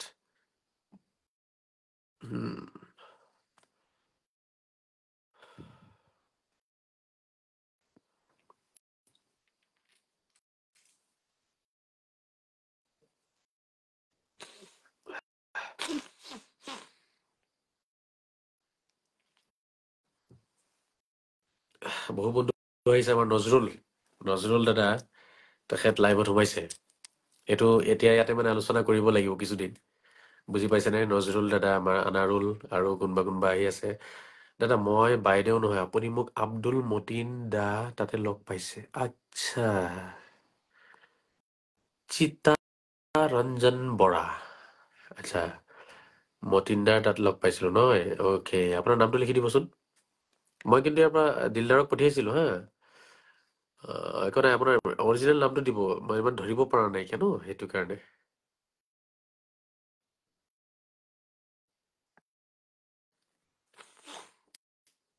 আমাৰ হেৰি আহিছে কি নাম নজৰুল দাদা আহিছে আপুনি নাজানে চাগে এইটো পেজত অহাৰ কাৰণটো মানে কাপুৰুষবোৰে মানে কাপোৰ উঠাই দেখাই দিয়ে লাষ্টত সেইটো তেওঁলোকৰ একেবাৰে অন্তিম প্ৰহাৰ হ'ব যিটো অন্তিমটো প্ৰহাৰ তেওঁলোকে কৰিব আপোনাক যুদ্ধত সেইটো হৈছে লাষ্টত কাপোৰখন দূৰৰ পৰা দাঙি দেখাই দিব এই চাই ল বোলে বুজি পাইছে সেয়া মানে একেবাৰে অন্তিম পৰ্যায়ৰ এক্সট্ৰিম লেভেল যিটো কাপুৰুষতা থাকে মানুহৰ সেইটো হয় ঠিক তেনেকে যুক্তি তৰ্কত যেতিয়া কোনোবাই হৰাব নোৱাৰিব নহয় কথা খণ্ডন কৰিব নোৱাৰিব কথাৰ আনচাৰ দিব নোৱাৰিব তেতিয়া তেওঁলোকে কি কৰে জানেনে এনেকুৱা কিছুমান কৰ্ম কৰে ঘৰ জ্বলাই দিব পিটিব দৌৰাব গাড়ী জ্বলাই দিব গাড়ীত শিলগুটি মাৰিব চেণ্ডেল দলিয়াব আৰু নোৱাৰিলে লাষ্টত ফেচবুক পেজটো নষ্ট কৰিব বিচাৰিব বুজি পাইছেনে এইটো হৈছে একদম এক্সট্ৰিম লেভেল কাপুৰুষতা ইয়াকে কয় এতিয়া কাপুৰুষ বিলাকে এই কামটো কৰিছেতো সেইটো কাৰণে মানে এইটো নতুনকে ষ্টাৰ্ট কৰিছো ইয়াত লাইভ আলোচনাখিনি ইয়াত কৰি যাম মই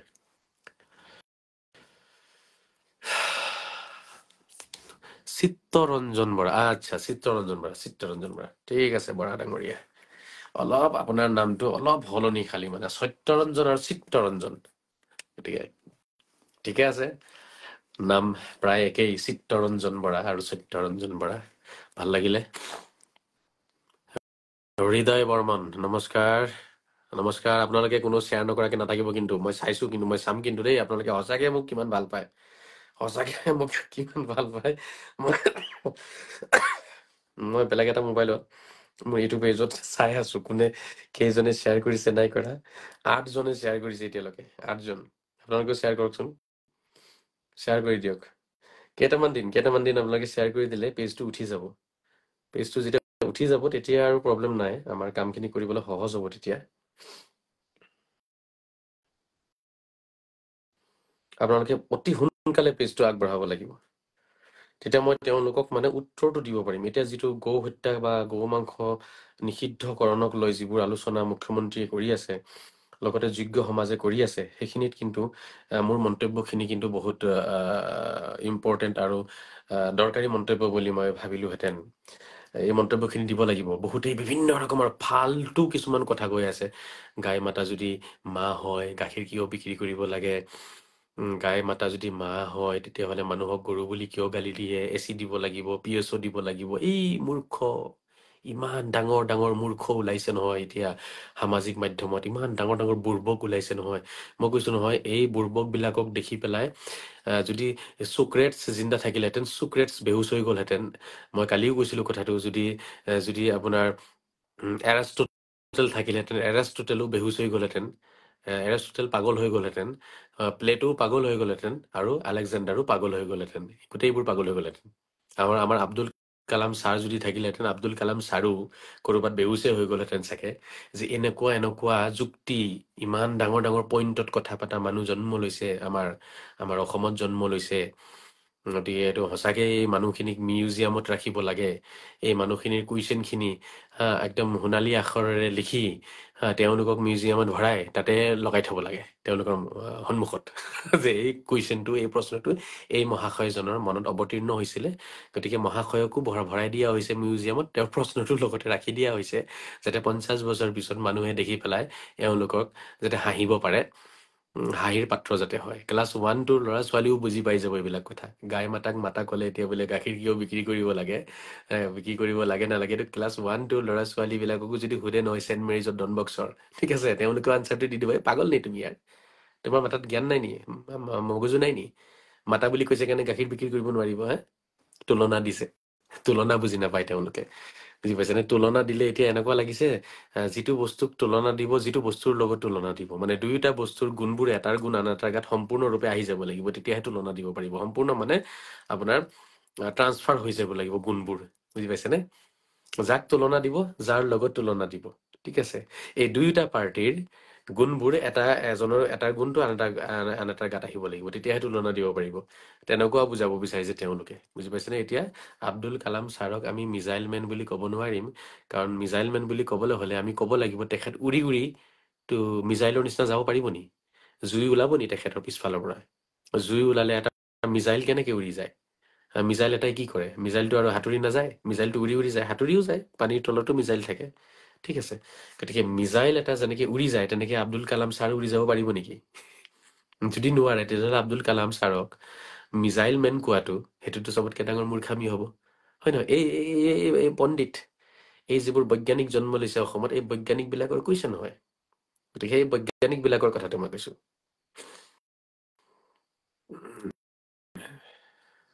বুজি পাইছেনে গতিকে এই কথাটো আপোনালোকে মনত ৰাখিব যে এই বৈজ্ঞানিক বিলাকে কিন্তু এনেকুৱা যিবোৰ কথা তেওঁলোকে প্ৰচাৰ কৰিছে এই প্ৰচাৰবিলাকে যিহেতু আমাৰ আগৰ বৈজ্ঞানিক বিলাকৰ মান সন্মান নষ্ট কৰি আছে সেইটো কাৰণে এই কথাখিনি প্ৰতিবাদ কৰাটো প্ৰয়োজন আছে আজিৰ তাৰিখত এচি লগাই দিব লাগিব পিএছঅ দিব লাগিব বিভিন্ন কথা কৈছে তেওঁলোকে একচুৱেলি তেওঁলোকে তুলনা বুজি নাপায় এটা বস্তুক আন এটা বস্তুৰ লগত তুলনা দিলে কিয় তুলনা দিয়া হয় তুলনা দিলে কি কি গুণ লাগিব কি কি গুণ নালাগিব সেইখিনি তেওঁলোকে বুজি নাপায় আৰু বহুতেই গাহৰি মাংসৰ প্ৰসংগটো টানি আনি আছে তাতে মানে গাহৰি মাংসৰ প্ৰসংগটো টানি আনি আছে যে এইটো খাব আমি আমি সেইটো চৰকাৰে বন্ধ কৰিব লাগে সেইটোও বন্ধ কৰিব লাগিব যদিহে ধৰক যদি গৌ মাংস বন্ধ কৰিছে তেতিয়াহ'লে গাহৰি মাংস বন্ধ কৰিব লাগিব সেই প্ৰসংগটো বহুতে টানি আনি আছে কিন্তু ইয়াতে মাননীয় মুখ্যমন্ত্ৰীক নিজে মই কোৱা দেখিছো এটা ফুটেজ পাইছো সংবাদ মাধ্যমত প্ৰচাৰ হৈছে তেখেতে কৈ আছে যে গাহৰি যিহেতু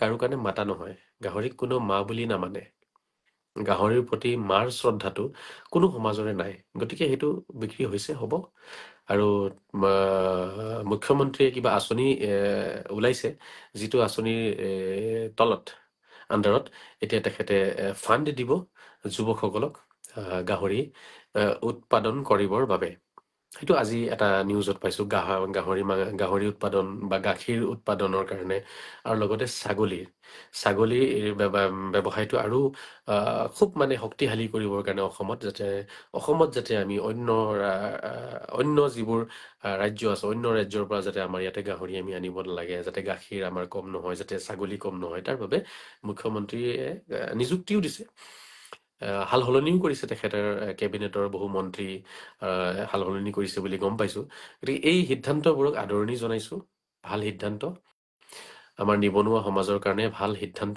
ঠিক আছে গাখীৰ উৎপাদনৰ কাৰণে যদি তেখেতে এতিয়া নতুনকে কিবা ফাণ্ড দিব নিশ্চিতভাৱে তেনেকুৱা ফাণ্ড ময়ো ল'ব বিচাৰিম এতিয়া গাহৰিটো মই পালিব নোৱাৰো এনেই মোক চালা পিটিব বিচাৰে মানুহে আৰু যদি গাহৰি উৎপাদন কৰিবলৈ কাৰণে ফাণ্ড যদি মই লওঁ তেতিয়া পাক্কা মোক কব চালা হৈছে দালাল এতিয়া গাহৰি পালি আছে গতিকে মই সেইটোতো ল'ব নোৱাৰিম বাকী দুটা মই ল'ব পাৰিম সেইটো হৈছে গাখীৰ উৎপাদনৰ কাৰণে আৰু এটা ছাগলী এই দুটা বেপাৰ মই কৰিব বিচাৰিম কাৰণ এতিয়া খাবলৈ নোহোৱা হৈছে গৰু চৰু মই আচলতে ভাবিছিলো যে গৰু কিনো কেইটামান কিন্তু ঝামেলাটো হৈছে কি ইয়াত মানে আপোনাৰ মানুহ এটা বিচাৰি নাপালো এটা মানুহ লাগিব লগত লাগি থাকিবলৈ কাৰণে তেতিয়াহে হ'ব 5টা গৰু বা 10টা গৰু ৰাখিবলৈ হ'লে মানুহ এটা ডেফিনেটলি লাগিব ঘাঁহ চাহ কাটিবলৈ কাৰণে বুজি পাইছেনে আৰু সেইটো মানুহ এজন বিচাৰি নাপালো গতিকে সেইটো মোৰ থাকি গ'ল কিন্তু মই এইটো বিচাৰো গাখীৰৰ বেপাৰটো ভাল বেপাৰ কিন্তু গাখীৰত খালি পানী নিমিলালে হ'ল পানী মিলাই দিলে আৰু চব ফিনিছ তাতে আধ্যাত্মিকতা চব ফিনিছ হৈ যাব সেই পানীতে ডুবি যাব বুজি পাইছেনে নৰকত যাব বেছিভাগ মানুহ কোন জানে যিবিলাকে গাখীৰত পানী মিলায় গাখীৰত পানী মিলোৱা মানুহ নৰকত বেছি যাব আৰু নৰকত কোন যাব জানেনে যিবিলাকে জোৰ জবস্তি একদম টানি টানি গাখীৰ ওলাই এৰিব আৰু 1-2 লিটাৰ গাখীৰ দিয়ে ওলাবই মানে লাগিলে ৰক্ত ওলাই যাওক মোটামুটি সি টানি টুনি গাখীৰ ওলাই এৰিব তেনেকুৱা মানুহ নৰকত যাব গাই গৰুক আপুনি পেট ভৰি খুৱাব লাগিব আৰু খুৱাই দিয়াৰ পিছত গাই গৰুৰ যিটো বাচ্চা থাকিব এই বাচ্চাটোৰ যিমানখিনি গাখীৰ প্ৰয়োজন আছে যিমানখিনি গাখীৰ খালে বাচ্চাটো হেল্থি হ'ব সিমানখিনি গাখীৰ এৰি দি তাৰপিছত আপুনি গাখীৰ খীৰাব পাৰিব নহ'লে যদি তাতকে 1 টোপালো বেছি যদি ওলায় আৰু যদি গাইৰ বাচ্চাটোৱে যদি কষ্ট পায় তেতিয়াহ'লে এনেকুৱাকে নৰকত দলিয়াব নহয় এনেকুৱাকে নৰকত দলিয়াব কোনো নবী ৰচুলে নৰকৰ পৰা ওলাই আনিব নোৱাৰিব তেতিয়া আৰু কোনেও হেল্প কৰিবলৈ আগবাঢ়ি নাযাব গতিকে মই বেছিভাগ দেখিছো গাইৰ বেপাৰ কৰা মানুহবিলাকে যদি অতিৰিক্ত গাখীৰ ওলাই নহয় কিন্তু তেওঁলোকৰ পৰিয়ালত মই দেখিছো সুখ শান্তি নাই চব শুকাই খিনাই গৈছে বেমাৰে ধৰিছে পৰিয়ালত মুখত ৰস নাই মুখত কোনো ধৰণৰ আপোনাৰ মানে উজ্জ্বলতা নাই তেনেকুৱা হৈ যায় আৰু সেই গাইজনীৰো অৱস্থা শেষ হৈ যায় একেবাৰে হাড় ওলাই যায় বুজি পাইছেনে বুকুৰ হাড় ওলাই গৈছে কঁকালৰ হাড় ওলাই গৈছে গতিকে চাওক গাখীৰৰ বেপাৰ যিসকলে কৰি আছে মই তেওঁলোকক অনুৰোধ জনাম আপোনালোকে পেট ভৰাই গাইজনীক খুৱাব আগতে খুৱাই দিয়াৰ পিছত ঠিক আছে বাচ্চাটোৰ কাৰণে গাখীৰখিনি ৰাখি তাৰপিছত আপুনি গাখীৰখিনি খীৰাই পেলাই আপুনি সেইটো বেপাৰ কৰক বৰকত হ'ব তাতে সেই আপুনি 5 লিটাৰৰ জেগাত আপুনি 4 লিটাৰ উলিয়াওক আৰু 1 লিটাৰ থৈ দিয়ক আপুনি বাচ্চাটোৰ কাৰণে ঠিক আছে তেতিয়া চাব আপোনাৰ বৰকত আহিব ঈশ্বৰে আশীৰ্বাদ দিব ভগৱানে আশীৰ্বাদ দিব আৰু যদি আপুনি 5 লিটাৰ বা 5 লিটাৰে ওলাব দৰকাৰ পৰিলে আৰু উলিয়াব তাত বোলে আধা লিটাৰ মান আৰু ওলাই দিব টান বোলে টান আৰু তেল চেল লগাই টান বোলে আৰু টানি পেলাই দিলে যি আপুনি 200 গ্ৰাম মান ওলাই পায় তেতিয়াহ'লে জানিব আপোনাকো তেনেকে টানি টানি নৰকলে লৈ যাব যিকি নহওক মই কথাটো কৈ আছিলো কি মুখ্যমন্ত্ৰী ডাঙৰীয়াৰ এই যিবোৰ সিদ্ধান্ত মানে অতি আদৰণীয় মানুহে কথাবোৰ কি হয় মানে মানুহে কথাবোৰ মানে নেগেটিভলি লয় সদায় কিন্তু পজিটিভলি ল'ব লাগে কথাখিনি গতিকে এই সিদ্ধান্তক আদৰণি জনাইছো। আৰু আমাৰ যিসকল সনাতনী বন্ধু আছে, যিসকল সনাতনী যুৱক আছে, তেওঁলোকে গাহৰি উৎপাদনৰ কাৰণে মুখ্যমন্ত্ৰী আঁচনিৰ পৰা তেওঁলোকে লোন ল'ব চেষ্টা কৰক। আৰু গাখীৰৰ কাৰণে বা ধৰক ছাগলীৰ কাৰণে ময়ো চেষ্টা কৰিম যদি পাৰোঁ। আপোনালোকে সকলোৱে কৰক, আমি কৰিম ন। আমাৰ অসমত আমাৰ গাখীৰ লাগে, আমাৰ অসমত ছাগলী লাগে, ছাগলী আমাৰ কুৰবানীৰ কাৰণেও লাগিব। মই এতিয়াৰ পৰাই কৈ আছো, গৰু কুৰবানী নিদিব কোনো। যদি গৰু কুৰবানী দিয়ে, মিছা মিছি পইচাটো যাব, আৰু লগতে নৰকতো যাব, লগতে নৰকতো যাবই। ঠিক আছে, গৰু কুৰবানী যিটো বেলেগে পূজা কৰে, সেই বস্তুটো কুৰবানী দিলে, ঠিক আছে, আল্লাহে আপোনাক কুৰবানী দিব। সেইটো আমি দিব নালাগে, সেইটো অমানৱীয় কৰ্ম হৈ যাব। এইটো একদম সম্পূৰ্ণ চৰম পৰ্যায়ৰ অমানৱীয় কৰ্ম এইটো। যিটো বস্তু তেওঁলোকে পূজা কৰে, সেইটো বস্তু অপেনলি আপুনি আনি পেলাই কুৰবানী এটা দিন ফিক্স হৈ আছে গোটেই পৃথিৱীতে, সেই দিনটোতে কুৰবানী হয়। হা, সেই ফিক্সড এটা ডেট, একদম টোটেলি এইটো মুকলিয়াকৈ কুৰবানী কৰা হৈ আছে। যদিও আপুনি তাতে কাপোৰেৰে মেৰিয়াই ল'ব, ঘৰৰ চাৰিওফালে মেৰিয়াই ল'ব, হা, আপুনি ঘৰৰ পিছফালে কুৰবানী কৰি আছে, ঠিক আছে, সেইটো আপোনাৰ কাৰণে, আপোনাৰ এৰিয়াত হে আপুনি বস্তুটো অলপ লুকাই ৰাখিছে। বাট বস্তুটোতো ইণ্টাৰনেশ্যনেল লেভেলত বস্তুটোতো প্ৰচাৰ হৈ আছে, ইণ্টাৰনেশ্যনেল লেভেলত বস্তুটো প্ৰচাৰ হৈ আছে যে কুৰবানীৰ দিন হয় আজি, ভাৰতবৰ্ষত আজি কুৰবানীৰ দিন হয়। গতিকে আজি কুৰবানীৰ দিনত শ শ হাজাৰ হাজাৰ লাখ লাখ পশু তেওঁলোকে কুৰবানী কৰিব। তো এই কথাটোতো তেওঁলোকৰ মন মগজুত সোমাই আছে। গতিকে সেইটো আপুনি ক'ব নোৱাৰে যে আমিতো অপেনলি নকৰো, অপেনলি হৈ আছে বস্তুটো। অপেন বুলি ক'লে মানে কি বুজায়? অপেন বুলি ক'লে মাত্ৰ সেই চকুৰে দেখাটোক অপেন বুলি নকয়। অপেন বুলি ক'লে এই অপেন মানুহৰ মন মগজুত অপেন হৈ আছে বস্তুটো। আমি কিছুমান কথা আমি বুজি নাপাওঁ। অপেন বুলি ক'লে মানে এনেকে বুজিব নহয়, মানে মুকলিকে একদম ৰাস্তাত কৰাটোকে অপেন বুলি কয়, নাই। ইণ্টাৰনেশ্যনেল লেভেলত বস্তুটো অপেন হৈ আছে মানুহৰ কাৰণে, যে ছেম ডে ছেম টাইম, সেই 2-4 ঘণ্টাৰ ভিতৰতে, হা, ৰাতিপুৱা 8টাৰ পৰা 12টা বজাৰ ভিতৰতে যিটো টাইম আছে, সেই টাইমটোতে 3-4 ঘণ্টাৰ ভিতৰত ছেম ডে ছেম টাইমত যিবোৰ কুৰবানী হৈ আছে, গৰু কুৰবানী হৈ আছে, নিশ্চিত ৰূপে সনাতনী বন্ধুসকলৰ দুখ লাগিব, কষ্ট পাব তেওঁলোকে। আৰু তেওঁলোকে সেই দুখ আৰু কষ্টখিনি তেওঁলোকে কাকো ক'বও নোৱাৰা হৈ যায়।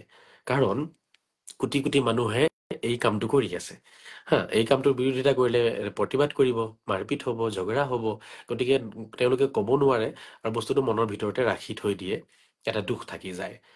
গতিকে সেইকাৰণে মই ক'ব বিচাৰিম, চাওক, যিটো কৰ্মই কাৰোবাক দুখ দিয়ে, কাৰোবাক কষ্ট দিয়ে, সেই কৰ্ম কেতিয়াও ধৰ্ম হ'ব নোৱাৰে।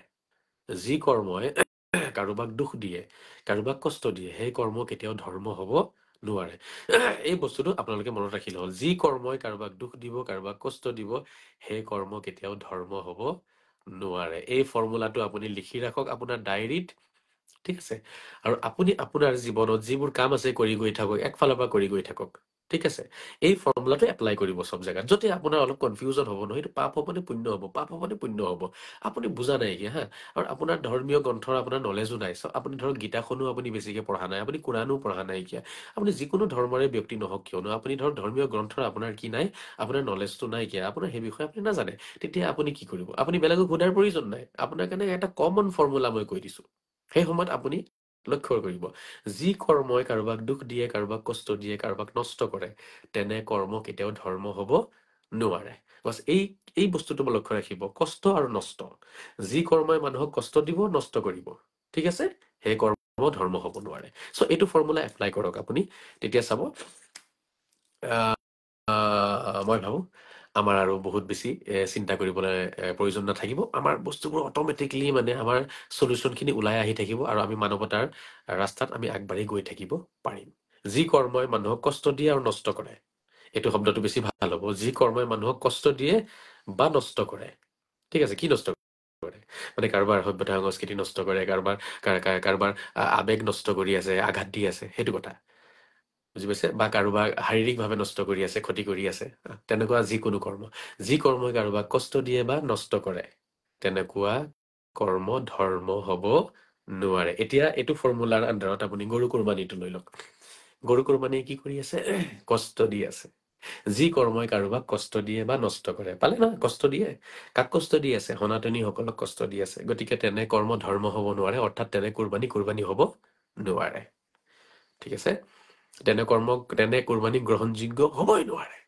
গতিকে এতিয়াৰে পৰা ছাগলী কিনক, পালক 6 মাহ মান, তাৰ পিছত কুৰবানী দিব। এই 3 দিন আগত ছাগলী এটা কিনি আনি বোলে মোৰ মৰমৰ বস্তু, আপোনাৰ মৰমৰ কেনেকে হ'ল? 3 দিন আগত বজাৰৰ পৰা কিনি আনিছে, ইমান মৰমৰ হৈ গ'ল নে আপোনাৰ? হা? ছাগলী চাফা কৰক, ছাগলীৰ কাৰণে গোহালি বনাওক, ছাগলীৰ পেচাব চাফা কৰক, ছাগলীক গা ধুৱাওক, 6 মাহ মান গা ধুৱাওক চাবোন তাবোন দি পেলাই। 6 মাহ মান ছাগলীক পাত চাত খুৱাওক, তেতিয়া মৰম হ'ব ছাগলীৰ লগত। ছাগলী বোলে মৰমৰ, মানে কিহৰ কেনেকুৱা মৰমৰ? সেইটো মৰমৰ হ'ল নি? 2 দিন আগত কিনি আনি পেলাই আপুনি দি দিব। গতিকে এই কথাটো আপোনালোকে লক্ষ্য ৰাখিব, যিসকলে ছাগলী কোৰবানী দিব, মই তেওঁলোকক এইটো ক'ব বিচাৰিম, অকল ছাগলী কিনি আনি দিলেই নহ'ব, ছাগলী এটা ঘৰত ৰাখক। অফিচ যোৱাৰ আগত ছাগলীজনীক খুৱাওক, গা ধুৱাওক, অফিচৰ পৰা আহি ছাগলীজনীৰ খবৰ লওক। ঠিক আছে? আচ্ছা, ছাগলীটো নে ছাগলীজনী মই নাজানো দেই। ছাগলীটো ফিমেল নে মেল মই নাজানো হা। সেইকাৰণে মই ছাগলীজনী কেতিয়াবা ছাগলীটো বুলি কওঁ। কোনোবা যদি আছে ইয়াত আমাৰ সাহিত্যিক ব্যক্তি, মোক জনাই দিবচোন কথাটো। ছাগলীজনী হ'ব নে ছাগলীটো হ'ব?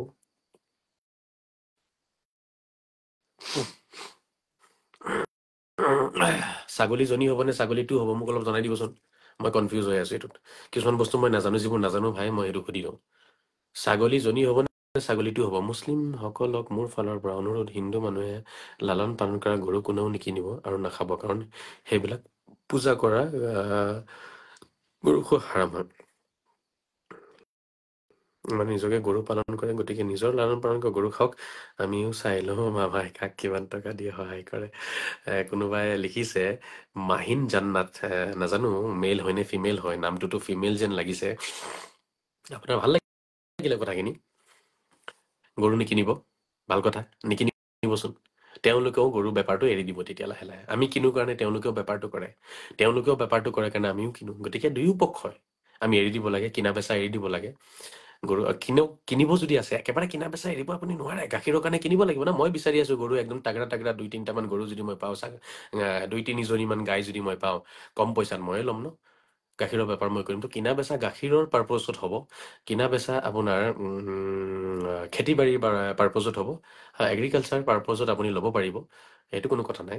মাংস খোৱাৰ পাৰপজত কিনা বেচাটো হ'ব নালাগে, সেইটো সুধি ল'ব লাগে। মোৰ হিচাপে যেতিয়া বেপাৰত যাব, লৈ পেলাই কোনোবা সনাতনীয়ে গৰু লৈ যাব, আগতে সুধি ল'ব লাগে, তহঁতি গৰুটো খাবি নে তহঁতি গৰুটো গাখীৰৰ কাৰণে লৈছ? যদি কয় আমি গাখীৰৰ কাৰণে লৈছো, লৈ যা, গাইজনী লৈ যা। বোলে হাল মাৰাৰ কাৰণে, কৃষি কাৰ্যত লগাবলৈ কাৰণে বলদ লাগে, লৈ যা, নহ'লে গৰুৱে বিক্ৰী নকৰিব। সেই বেপাৰটো লাহে লাহে এৰি দিব লাগে।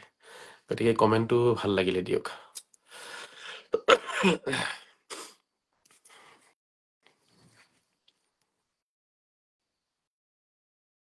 শ্বেয়াৰ কৰিছেনে? যিসকল এবাৰ এবাৰকে আহিছে, দেখা দিছে, শ্বেয়াৰ কৰিছেনে? মই দেখিছে নাই কেনেকে লাগিছো? মই মানে মই ভালকে লাগিছো, আৰু ইয়াকে কৈ ভালকে লাগা, ইয়াকে কৈ ভালকে লাগা। মই মানে ভালকে লাগিছো। মোৰ এটা পেজ নষ্ট কৰিব আৰু এটা পেজ, আৰু এটা নষ্ট কৰিব আৰু এটা, আৰু এটা নষ্ট কৰিব আৰু এটা। লাগিছো মানে ভালকে লাগিছো। আপোনালোকেও লাগক ভালকে, শ্বেয়াৰ কৰাত খালি শ্বেয়াৰ কৰিব আৰু কমেণ্ট মাৰিব, শ্বেয়াৰ কৰিব, কমেণ্ট মাৰিব। আৰু সকলোৱে নিজৰ নিজৰ পেজ বনাই লওক, সকলোৱে নিজৰ নিজৰ পেজ বনাই লওক। এটা পেজ গঢ়ি তুলিবলৈ কাৰণে বহুত কষ্ট হয়। বিভিন্ন ৰকমৰ আমি ধৰক কি কৰোঁ, ধৰক এইটো আলোচনাটো কৰিব লাগিব, ঘণ্টা ঘণ্টা আলোচনা কৰিব লাগে, তেতিয়া মানুহে লাহে লাহে আহে, নিজৰ প্ৰতিভা দেখুৱাই পেলাই, নিজৰ টেলেণ্ট দেখুৱাই পেলাই বনাবলগীয়া হয়। আৰু মোৰ যিটো পেজ আছিলে, সেই পেজটো অকল মোৰ টেলেণ্টৰ ওপৰত নিৰ্ভৰ কৰিছিলে। মোৰ যিখিনি প্ৰতিভা আছিলে সেইখিনি মই তাত দেখুৱাইছোঁ। বহুতে ভাল পাইছে কাৰণে ফ'ল' কৰিছিলে। তাতে 80,000মান আছিলে মোৰ বন্ধুসকল। গতিকে তেনেকুৱা এটা পেজ বনোৱা কষ্টৰ কাম, কিন্তু কোনো কথা নাই, মোৰ অলপো কষ্ট হোৱা নাই, কোনো কথা নাই। নতুনকৈ আকৌ বনাই ল'ম, আপোনালোকে লগ দিয়ক। কিমান বাৰনো তেওঁলোকে পেজ নষ্ট কৰিব, কিমান বাৰনো তেওঁলোকে কি কৰিব, ময়ো চাই ল'ম। গতিকে ময়ো বনাই গৈ থাকিম, ৰেভলিউশ্যন আহিব। আজি শিৱসাগৰত যুৱকসকলৰ দল ওলাই আহিছে, যুৱকসকলে আজি গৌ সুৰক্ষা বাহিনী তেওঁলোকে প্ৰস্তুত কৰিছে। শিৱসাগৰৰ মুছলিম যুৱকসকল ওলাই আহিছে। মই নথৈ আনন্দিত হৈছো। মোৰ এনেকুৱা লাগিছে ইয়াৰ, মোৰ দুখখিনি মই ক'ৰবাত পাহৰি গ'লো। পেজ এটা নষ্ট হৈ গ'ল, মোৰ দুখখিনি পাহৰি গ'লো যে সেইটো পেজৰ জৰিয়তে যিখিনি কথা মই কৈছিলো, সেই কথাখিনিয়ে উজনি অসমৰ বিভিন্ন জেগাত প্ৰভাৱ পেলাইছে, যেনে শিৱসাগৰ, গোলাঘাট, মৰাণ, ডিব্ৰুগড়, তিনচুকীয়া। এইবোৰ জেগাত মোৰ কথাৰ বহুত এটা প্ৰভাৱ আছে, পজিটিভ প্ৰভাৱ পেলাইছে, আৰু শিক্ষিত সমাজে কথাবোৰ চিন্তা কৰি পেলাই গ্ৰহণ কৰিছে। আজি তেওঁলোকৰ মুখেৰে মই কোৱা শুনিছো যে আমি গৰুটো যেতিয়া কাটি খাওঁ, তেতিয়া সনাতনীসকলে কষ্ট পায়। গতিকে তেওঁলোকক কষ্ট দিয়া কামটো আমি কেলে কৰিম? ক্যা বাত হে।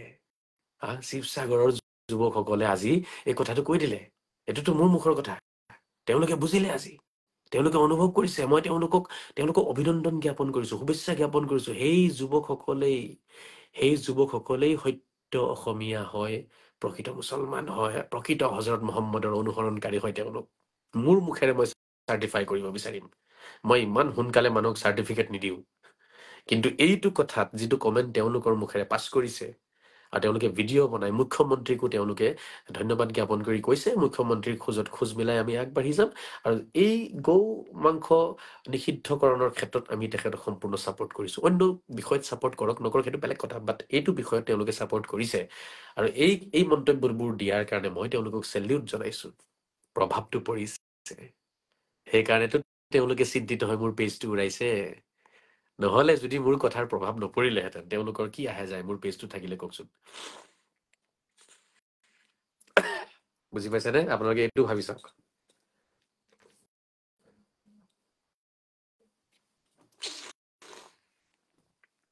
যদি মোৰ কথাৰ প্ৰভাৱ নপৰিলেহেঁতেন মোৰ পেজটো থাকিলে কাৰ কি যায়, নাথাকিলে কাৰ কি যায়, হয় নহয়? গতিকে প্ৰভাৱটো পৰিছে, ভয়টো লাগিছে কৰবাত মানুহৰ, সেইটো কাৰণে যিকোনো প্ৰকাৰেৰে দমন কৰিব চেষ্টা কৰিছে। সঁচাকৈয়ে দাদা, তেওঁলোকে কোৱাৰ লগে লগে আপোনাৰ কথা মনত পৰিছে। সীমান্ত, ধন্যবাদ সীমান্ত। আৰু তেওঁলোকক ধন্যবাদ আপোনালোকেও জনাওক, তেওঁলোকক আপোনালোকে আৰু মানে উৎসাহিত কৰক, তেওঁলোকক প্ৰেৰণা দিয়ক, তেওঁলোকৰ মনোবল বৃদ্ধি কৰক। তেওঁলোকৰো বহুত বিপদ আহিব এতিয়া, তেওঁলোকৰ মানুহে বিৰোধিতা কৰিব, বিশেষকে মোল্লাবোৰে বিৰোধিতা কৰিব এই যুৱকসকলৰ।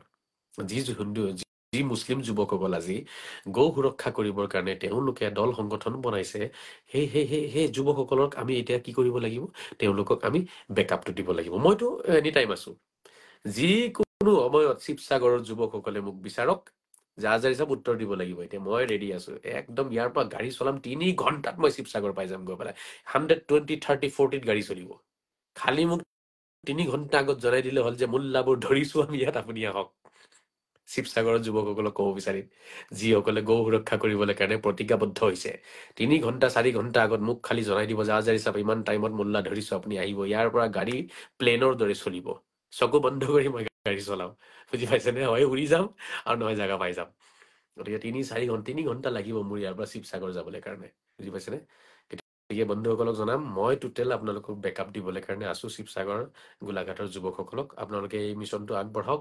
আমি লখিমপুৰতো সেই কমিটিটো গঠন কৰিম, এটা ষ্টেট কমিটি গঠন কৰিব লাগিব।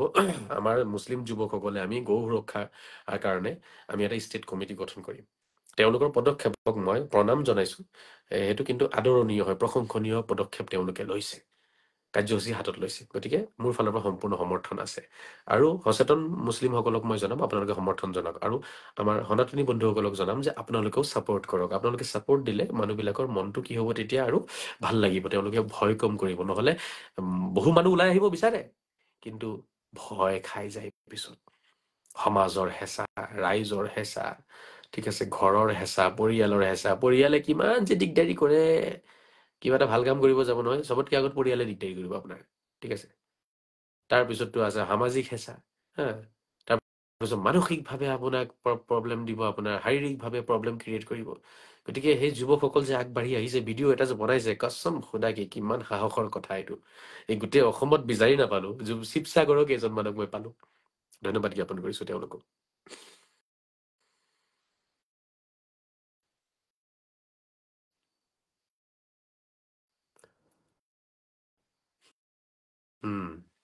আপোনালোকে কি কয়, মোৰ কথাটো ঠিকেই ক'লো নে? কিমান সাহসৰ কথা হ'ব লাগিব, হয় নহয়? এই সময়ত এই গোটেই তলে তলে গোটেই মোল্লাবিলাকে এটা আপোনাৰ ষড়যন্ত্ৰ ৰচনা কৰি আছে, আৰু সেই সময়ত কিছু যুৱকে ওলাই আহি পেলাই মুখ্যমন্ত্ৰীক মুকলিয়াকৈ ছাপোৰ্ট কৰি দিছে। এইটো কিন্তু বহুত চিন্তাৰ বিষয়। এইটো তেওঁলোকে কৰিব পাৰিছে আজি। গতিকে তেওঁলোকক আমি অন্তৰৰ পৰা তেওঁলোকক আদৰি আনিব লাগে, আদৰণি জনাব লাগে।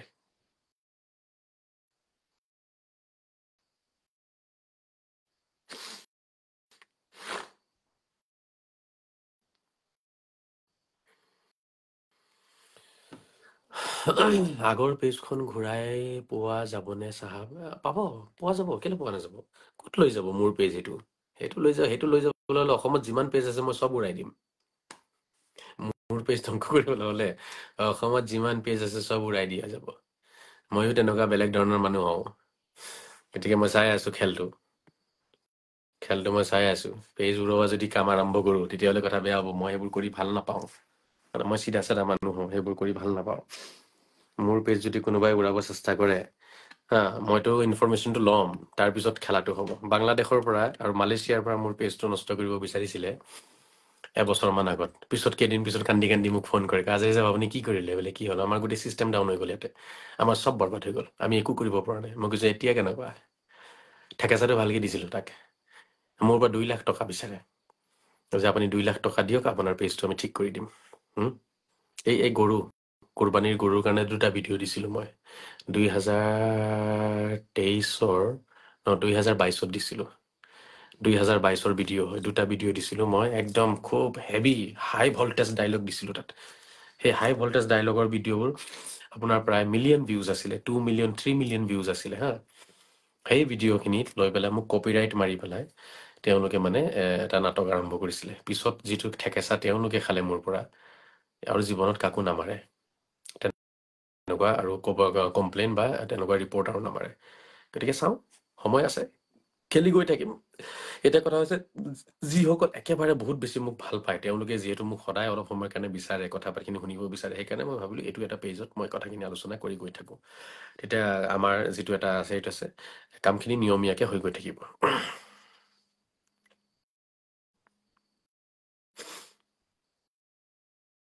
আৰু কিবা কাৰোবাৰ কিবা কথা আছে এই বিষয়টো লৈ, কিবা ডাউট আছে? গৰু কুৰবানী বা গৰু মাংস, গাহৰি মাংসক লৈ পেলাই? গাহৰিক যিহেতু আমি পূজা নকৰোঁ, গতিকে সেইটো তেওঁলোকে মাৰ্কেটত বিক্ৰী কৰক, ঘৰত বিক্ৰী কৰক, বজাৰত বিক্ৰী কৰক, আৰু ক'ৰবাত বিক্ৰী কৰক, ৰাজহুৱা প্লেচত খাওক, ব্যক্তিগত জেগাত খাওক, আমাৰতো একো তাতে আপত্তি থাকিব নালাগে।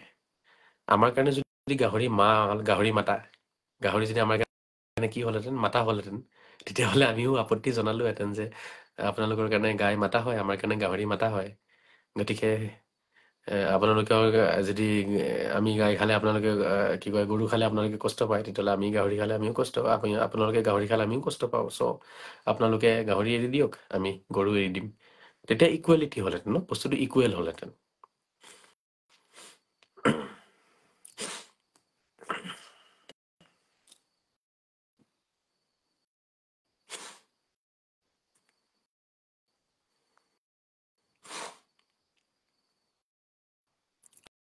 আমাৰ বস্তুটো আমাৰ মাজত ইকুৱেলে হোৱা নাইকিয়া। এতিয়া আমাৰ বহুতে আকৌ বস্তুটো বুজিও নাপায় যে ইয়াত আকৌ কি ইকুৱেলিটি আছে। আকৌ ইয়াতো বস্তুটো আমি চাব লাগিব ন, দুটাৰ মাজত আমাৰ আছে নে নাই ইকুৱেলিটিটো। নাথাকিলেতো আমি এইটো কেনেকেনো আমি এটা বস্তুক ডাইৰেক্টলি কৈ দিব পাৰিব যে এইটো নিষিদ্ধ কৰি দিব লাগে, সেইটো এৰি দিব লাগে, সেইটোতো ভুল হৈ যাব কথাটো, নহয়?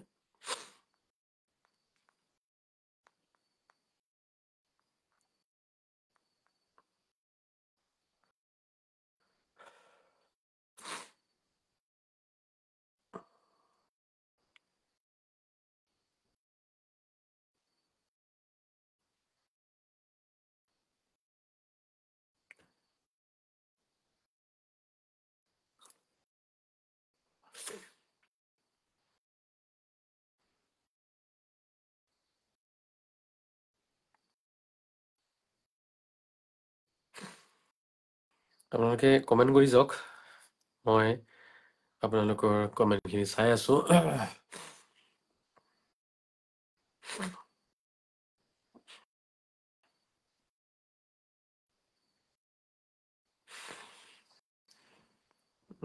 শিকুল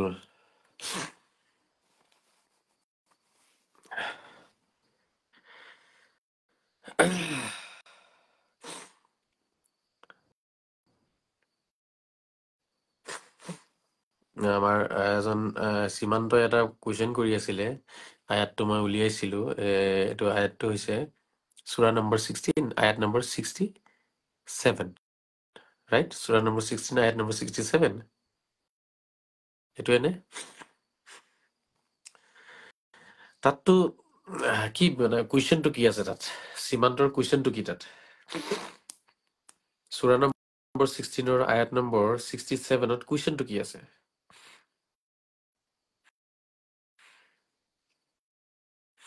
চৰকাৰে গৰু মাংস মাত্ৰ হোটেল বা ৰেষ্টুৰেণ্ট, পাব্লিক প্লেচতহে খাব বাধা কৰিছে, বাকী ঘৰত খাব পাৰো, একো বাধা দিয়া নাই। এইটো এইটো বেয়া পাবলগীয়া একো নাই। হয়, ঘৰত এতিয়ালৈকে চৰকাৰে বাধা দিয়া নাই। ঘৰত কোনোবাই ক'ৰবাৰ পৰা যদি আনি খাই আছে, সেইটোতো চৰকাৰে বাধা দিয়া নাই। চৰকাৰে বাধা দিয়া নাই। কিন্তু চৰকাৰে সেইটোও বাধা দিলে আমি বেছি ভাল পালোহেঁতেন। সম্পূৰ্ণৰূপে ঝামেলাই শেষ হৈ গ'লেহেঁতেন নহয়। অলপ চলপ ঝামেলা এটা এটা ৰাখি থোৱা হৈছে। একদম সম্পূৰ্ণৰূপে এইটো হেৰি কৰি দিব লাগিছিলে।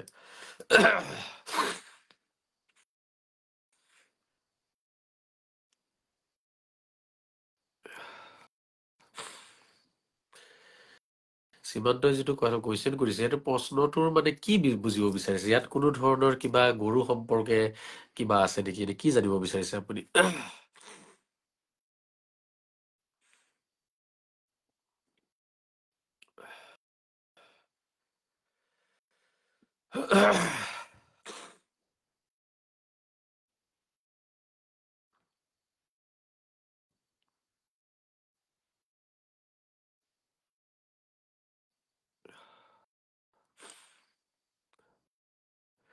দাদা, আপোনাৰ পেজটো বেয়া কৰিল, দুখ লাগিল। একো দুখ লগাৰ কথা নাই, কৰিব দিয়ক না। আপোনালোকে নতুনকে উঠাই দিয়ক, শ্বেয়াৰ কৰক। শ্বেয়াৰ কৰিলে আকৌ ঠিক হৈ যাব।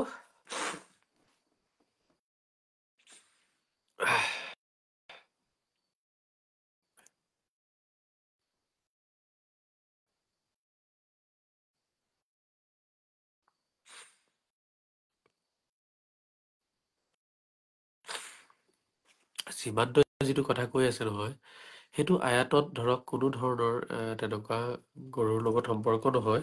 সেইটো আয়াতটো আচলতে আছে যে তোমালোকৰ কাৰণে মানে আছে ৱালাকুম আইদান আইয়ুহান নাছ ইবৰাতুন ফীমা নুস্কীকুম মিন সামাৰাতিন নখীল ওয়াল আনাব ওয়া তাখযাবু ইউসুফ ওয়া রিজকান হাসানা মা মা নুস্কীকুম মিন বুতুনিয়া লাম মিনাল লাবানিল খারিজ মিন বাইনিল ফারসি ওয়াদ দাম। গাখীৰৰ কথা আছে।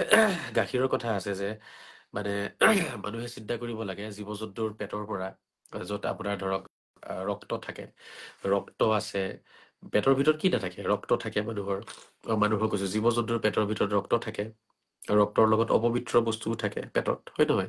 ধৰক গোবৰো থাকে।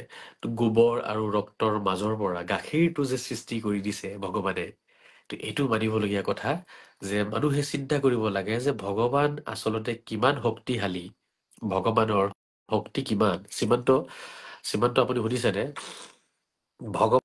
ভগৱানৰ শক্তিটো দেখুৱাবলৈ কাৰণে ইয়াতে এই কথাটো কোৱা হৈছে। সূৰা নম্বৰ 16 আয়াত নম্বৰ আপোনাৰ 67। ভগৱানৰ শক্তিটো দেখুওৱা হৈছে যে মানুহক যিটো গাখীৰ ভগৱানে দি আছে জীৱ-জন্তুৰ পেটৰ পৰা, যেনে গাইৰ বা ম'হ বা ছাগলীৰ পেটৰ পৰা যিটো গাখীৰ, সেই গাখীৰটো যে ওলাই, সেইটো ক'ৰ পৰা ওলাই আছে? সেই গাখীৰটো ওলাই আছে আপোনাৰ ৰক্ত আৰু গোবৰৰ মাজৰ পৰা। মানে সেই একে পেটতে কোনোবা এটা ছাইডত গোবৰ আছে, সেই একেই পেটতে আপোনাৰ ৰক্ত আছে। সেই ৰক্ত আৰু গোবৰৰ মাজৰ পৰা এনেকুৱা এটা ফাংচন, এনেকুৱা চিষ্টেম বনাই দিছে ঈশ্বৰ আল্লাহ ভগৱানে, যে তাৰ পৰা গাখীৰো ওলাই আছে। আৰু এইটো মানুহৰ লগতো হৈ আছে। ৰক্ত আৰু বিভিন্ন অপবিত্ৰ বস্তু আমাৰ দেহত থাকে। তো গাখীৰটো যে উৎপন্ন হৈছে মানুহৰ দেহাত কেনেকে হৈছে? ৰক্ত আছে আমাৰ দেহাৰ ভিতৰত, ৰক্ত আছে। তাৰপিছত আমাৰ দেহাত বিভিন্ন ধৰণৰ মল আছে, মল মূত্ৰ আছে।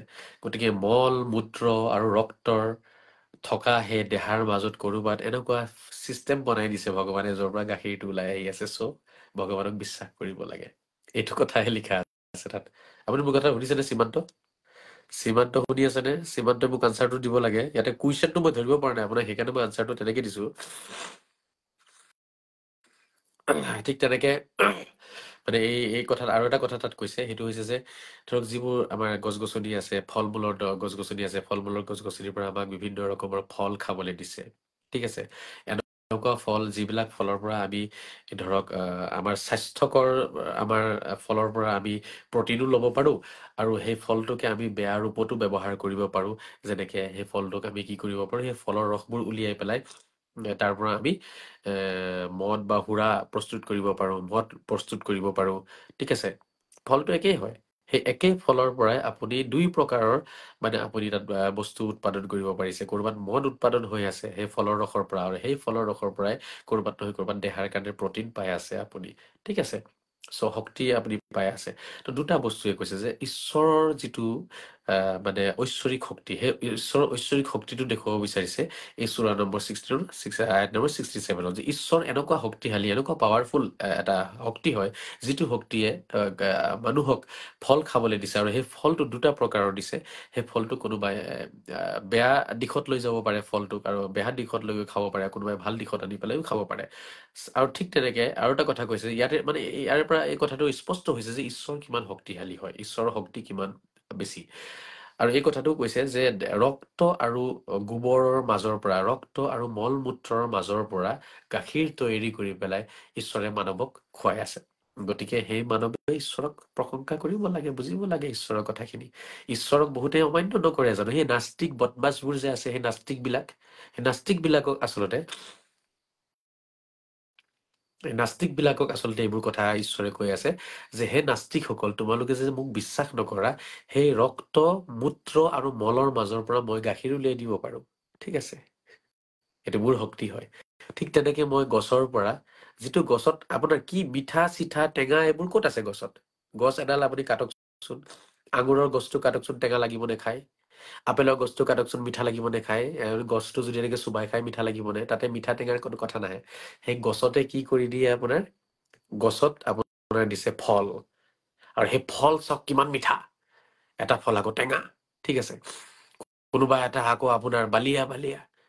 তো এইবোৰ যে গছৰ জৰিয়তে যিটো ফল ঈশ্বৰে দিছে, খেজুৰ যিটো দিছে, খেজুৰৰ ৰসৰ কথাও আহিছে, খেজুৰৰ কথাও কৈছে, মানে একচুৱেলি অকল খেজুৰ নহয়, গোটেইটোৱে আহিছে ইয়াত, ফলে ধৰক খেজুৰ বা অন্য ফল। তো সেই ফলবিলাকক আমি দুটা প্ৰকাৰে খাব পাৰো। সেই ফলবোৰ আমি মদ বনাই বা সুৰা বনাই, ঠিক আছে, আমি শৰীৰৰ কাৰণে ক্ষতিকাৰক বনাব পাৰো, বা শৰীৰৰ কাৰণে আমি সেই বস্তুটো লাভদায়কো বনাব পাৰো। এতিয়া আপোনাৰ কথা, আপুনি ক্ষতিকাৰক ৰূপত খাব নে আপুনি লাভদায়ক ৰূপত খাব, সেইটো আপোনাৰ কথা। গতিকে এই বস্তুটোকে ঈশ্বৰে ক'ব বিচাৰিছে যে মই কিমান শক্তিশালী, মই কিমান মহান, তোমালোকে নিজে চাই লোৱা। তোমালোকৰ কাৰণে ইয়াত কিন্তু শিক্ষামূলক কথা আছে, বুজি পাইছে? এই কথাটোকে কৈছে যে মানুহৰ কাৰণে, মানৱৰ কাৰণে আচলতে এইবোৰ বিষয়ত শিক্ষামূলক কথা আছে। ৱালাকুম আয়ুদান আয়ুহান্নাস এবৰত, এইবোৰত আছে শিক্ষামূলক কথা। তোমালোকৰ কাৰণে শিক্ষামূলক কথা আছে এই বিষয়বোৰত, এইটোকে কৈছে দেই, অন্য একো নাই। ঠিক আছে,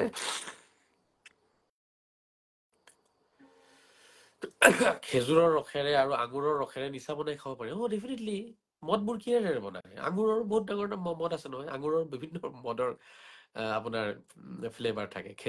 খেজুৰৰ ৰসটো বহুত বেছি আপুনি যদি ৰাখি থয় বা সেইটো পুতি থয় মাটিত, তেনেকুৱা নিয়ম আছে, তেতিয়া তাতে ফেন সৃষ্টি হ'ব। ফেনটো সৃষ্টি হোৱাৰ পিছত তাত আৰু বস্তুটো গাঢ়া হৈ যাব, খেজুৰৰ ৰসটো আৰু গাঢ়া হ'ব, মানে পচি যায়, পচি যোৱাৰ পিছত আৰু গাঢ়া হয়, তেতিয়া তাতে নিচা হয়, মিঠাও হয়, নিচাও হয়। তো খেজুৰৰ ৰসৰ যিটো মদ, সেইটোতো পৃথিৱীত নম্বৰ 1 ব্ৰেণ্ডেড মদ হয়। মদৰ বিষয়ে পঢ়িব, তেতিয়া পাব খেজুৰৰ ৰসেৰে মদ বনায়, আঙুৰৰ ৰসেৰে মদ বনায়, ঠিক আছে, আপেলৰ ৰসেৰে মদ বনায়। ঠিক আছে, এইবোৰতো আপোনাৰ মানে বহুত বেছি ব্ৰেণ্ডেড আৰু খুব বেছি মানে মদ খোৱাসকলৰ মাজত বহুত বেছি আপোনাৰ সন্মানীয় মদ এইবোৰ, বুজিছে? খেজুৰৰ ৰসৰ মদবোৰ, আঙুৰৰ ৰসৰ মদবোৰ আৰু আপেলৰ ৰসৰ মদবোৰ। তো সেইবোৰ ৰসবোৰ মানে পুতি থব লাগে, আৰু বিভিন্ন কেমিকেল তাত ব্যৱহাৰ কৰে নিচা আনিবলৈ কাৰণে। তো এইটোতো বনাই, খেজুৰৰ ৰস আৰু আঙুৰৰ ৰসেৰে মদ বনাই, নিচা হয় সেইটোতো। মোৰ কথাটো বুজি পাইছেনে সীমান্ত?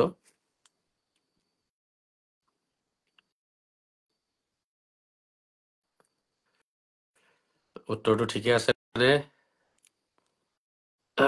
আৰু আপোনালোকে বহুতে চাই আছে, 10জন 11জনে চাই আছে, 10জন 11জনো কম নহয় দেই, বহুত মানুহ হয়। এই 500-600জনৰ ফলোৱাৰ্ছ থকা এটা পেজত 10জন মানুহে চাই আছে, এইটো বহুতেই ক'ব এতিয়া, আজহাৰিক হাঁহিব, বোলে আজহাৰিক চাহ 10জন মানুহে চাই থাকে। ঠিকে আছে, মোক 10জনেই লাগে, মোক 1000জনো নালাগে, 10জনেই চাওকচোন।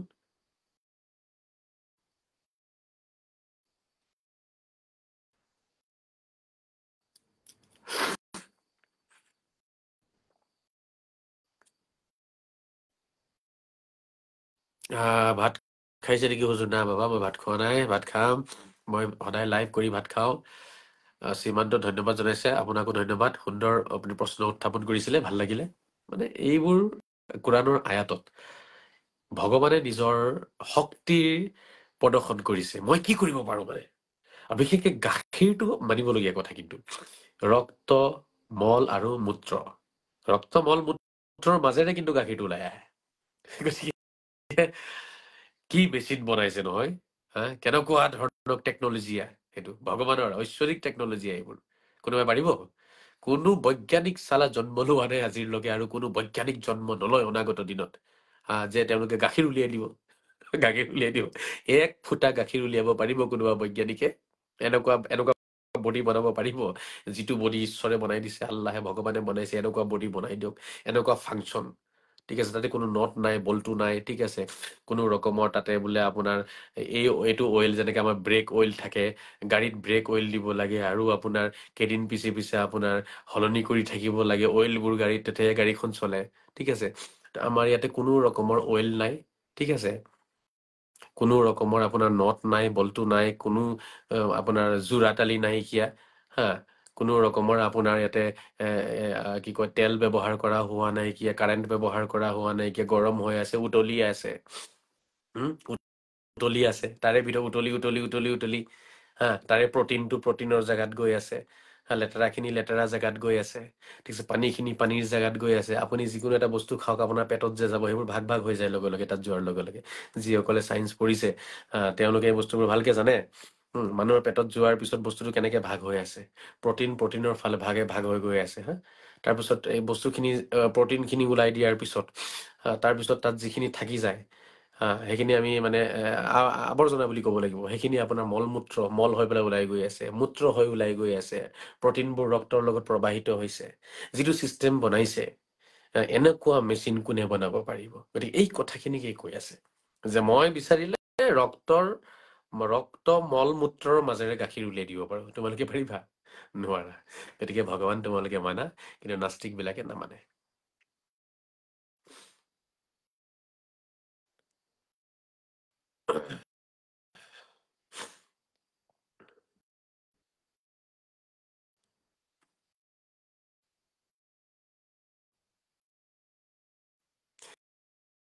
আলিফ লাম মিমৰ ব্যাখ্যা মাৰেফতি ব্যাখ্যা লাগে আলিফ লাম মিমৰ মাৰেফতি ব্যাখ্যা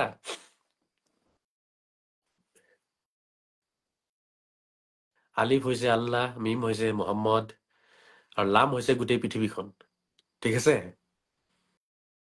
আলিফ লাম মিমে কেওৰা মাৰে যে মানুহে কয় কেওৰা মাৰা আলিফতে ধৰক ভগৱান আল্লাহ ভগৱান মিম হৈছে মোহাম্মদ আৰু লামটো দি ঠিক আছে গোটেই পৃথিৱীখনকে বুজাই দিছে আৰু বহুত আছে ইয়াৰ উত্তৰ জোনাবক ঘৰত নিমন্ত্ৰণ দিলে যদি লগত কোনো ভোকাতুৰ লৈ নাহে জোনাবজনৰ দাৱাত সম্পূৰ্ণ কবুল হবনে ভোকাতুৰ শব্দ দিছে কিন্তু আপুনি দেই শ্ৰীমন্ত ভোকাতুৰ একো নাই কোনোবা লৈ আহিলেও ঠিক আছে লৈ নাহিলেও ঠিক আছে নিমন্ত্ৰণ দিছে যেতিয়া লৈ যাক নিমন্ত্ৰণ দিছে তেওঁ যাব লাগে লগত এক্সট্ৰা লৈ যাব নালাগে এক্সট্ৰা লৈ গ'লে হয়তো পৰিয়ালৰ মানুহখিনিৰ কষ্ট হ'ব তেওঁলোকে হয়তো এজনৰ কাৰণেই বনাইছে এইটো এটা লক্ষ্য ৰখা দৰকাৰ গতিকে লগত লৈ নগ'লে যে দাৱাত সম্পূৰ্ণ নহ'ব তেনেকুৱা কোনো কথা নাই যাক নিমন্ত্ৰণ দিছে তেওঁ অকলে যাব লাগিব অকলে নিমন্ত্ৰণ দিছে অকলে যাব দুজনক দিছে দুজন যাব সেইখিনি লক্ষ্য ৰাখিব লাগিব নিমন্ত্ৰণ গ্ৰহণ কৰোঁতে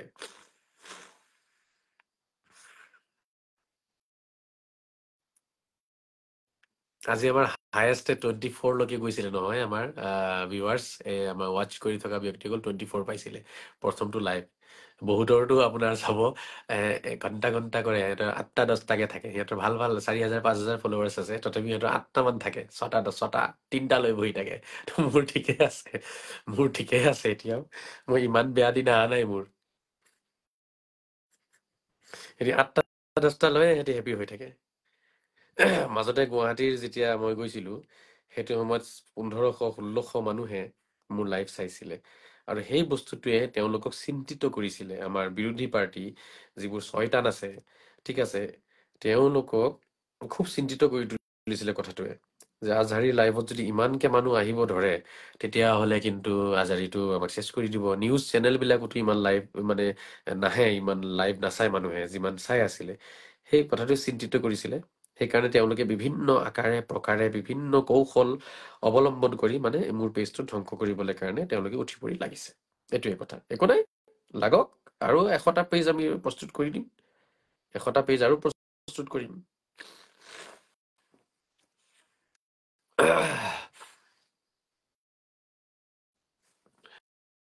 12টালৈকে থাকিম হা, 12টালৈকে।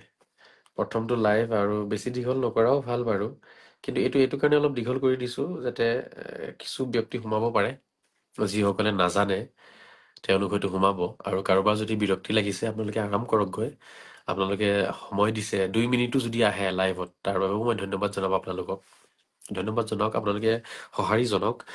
মই যিহেতু মোৰ নিজৰ কাৰণে একো কৰা নাইকিয়া, মই আমাৰ সমাজখনৰ কাৰণে, আমাৰ অসমৰ সমাজখনৰ কাৰণে, অসমীয়া সমাজখনৰ কাৰণে যিমান পৰা যায় মই যুঁজি আছোঁ, সদায় যুঁজিম। এইটো মোৰ ব্যক্তিগত একো স্বাৰ্থ ইয়াত নাইকিয়া, কোনো ৰকমৰ কোনো লাভ মোৰ নাই। ক'বলৈ গ'লে মোৰ অকল আপোনাৰ লোকচান হৈ আছে। টকা পইচাৰ ক্ষেত্ৰতো মোৰ পকেটৰ টকাই গৈ থাকে সদায়। ঠিক আছে, যিকোনো কামত মোকতো কোনো ফাণ্ড নিদিয়ে নহয়, মইতো নিজৰ পকেটৰ টকাৰে কৰিব লাগে যি কৰিব লাগে। গতিকে সেইটো গৈ আছে। তাৰপিছত মোৰ টাইমটো, মোৰ জীৱনৰ যিহেতু টাইমটো চবতকৈ ডাঙৰ মূল্যৱান বস্তু হয়, মই টাইম দি আছোঁ নহয়। টাইম বহুত আছে পৃথিৱীত, এনেকুৱা মানুহ পাব তেওঁলোকে টকা দি দিব, বা তেওঁলোকৰ ওচৰত টাইম নাই। আপুনি যাওক, তেওঁলোকে আপোনাক লাখ টকা দি দিব যে 1 লাখ টকা লওক, আপুনি যাওক কামখিনি কৰক, বাট আমাৰ ওচৰত টাইম নাই, টকা দিব পাৰিম আপোনাক। মানে ইমান অজস্ৰ টকা আছে কিন্তু টাইম নাই। টকাতকৈ বেছি মূল্যৱান বস্তু হৈছে মানুহৰ টাইম। পৃথিৱীত আটাইতকৈ মূল্যৱান বস্তু হৈছে টাইম, আৰু সেইটো মই দিছোঁ। আপোনালোকে নিজেও দেখিছে 4-4 ঘণ্টা, 5-5 ঘণ্টা মই চিঞৰ বাখৰ কৰিছোঁ। আৰু আজি যোৱা 4-5 বছৰৰ পৰাই মই চিঞৰ বাখৰ কৰিছোঁ। গতিকে মই টাইম দিছোঁ, টকা দিছোঁ, মানসিকভাৱে মোক হাৰাশাস্তি কৰিছে, শাৰীৰিকভাৱে হাৰাশাস্তি কৰিছে তেওঁলোকে। তাৰ পিছতো মই এইটো অব্যাহত ৰাখিছোঁ, একমাত্ৰ আমাৰ অসমীয়া সমাজখনৰ কাৰণে, অসমৰ সভ্যতা সংস্কৃতিৰ কাৰণে, আৰু এখন পৰিষ্কাৰ সমাজ গঢ়ি তুলিবৰ কাৰণে, গোড়ামী মুক্ত এখন সমাজ, ক্ৰাইম মুক্ত এখন সমাজ, এনেকুৱা এখন সমাজ, যিখন সমাজ দেখিলে আমাৰ উঠি অহা নৱ প্ৰজন্মই শান্তিৰে উশাহ ল'ব পাৰিব, তেওঁলোকে গৌৰৱ কৰিব পাৰিব নিজৰ সমাজখনক লৈ। তেনেকুৱা এখন সমাজ গঢ়ি তুলিব বিচাৰোঁ, সেইটো কাৰণে কষ্ট কৰি আছোঁ। গতিকে আপোনালোকে লগ দিব লাগিব, অলপ কষ্ট হ'ব, মোৰো হ'ব, আপোনালোকৰো হ'ব।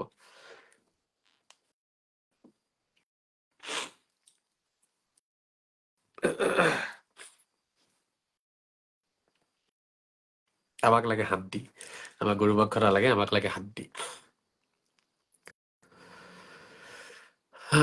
হৃদয় বৰ্মন, আগৰ পেজটো কিবা হ'ল নেকি? হয়, আগৰ পেজটোত কোনোবাই কিবা কিবি কৰিছে চাগে, গতিকে পেজটো এতিয়া কাম কৰিব পৰা নাই কিয়া। চাওচোন কিমান দিন লাগে ঠিক কৰিব লাগে। ঠিকটো কৰিব লাগিব। আপোনালোকৰ ওচৰত যদি তেনেকুৱা কিবা বুদ্ধি আছে, বা কোনোবা তেনেকুৱা খুব টেকনিকেল ইছ্যুজবোৰৰ ওপৰত নলেজ থকা, ফেচবুকৰ নলেজ থকা, টেকনিকেল ইছ্যুৰ ওপৰত নলেজ থকা তেনেকুৱা কোনোবা থাকিলে মোক জনাই দিব আপোনালোকে। সকলোকে মই বিশ্বাস নকৰোঁ, সনাতনী হ'লে মই বিশ্বাস কৰিব পাৰিম, তেওঁলোকে মোৰ পেজটো নষ্ট কৰিব নিবিচাৰিব। আৰু আমাৰ বেছিভাগে নষ্ট কৰিব বিচাৰি আছে, 2-4জন আছে ভাল আমাৰো। বেবী ৰাণী মিত্ৰ, নমস্কাৰ। মই ঠিকে আছোঁ দাদা, একদম বঢ়িয়া, কোনো প্ৰব্লেম নাই মোৰ।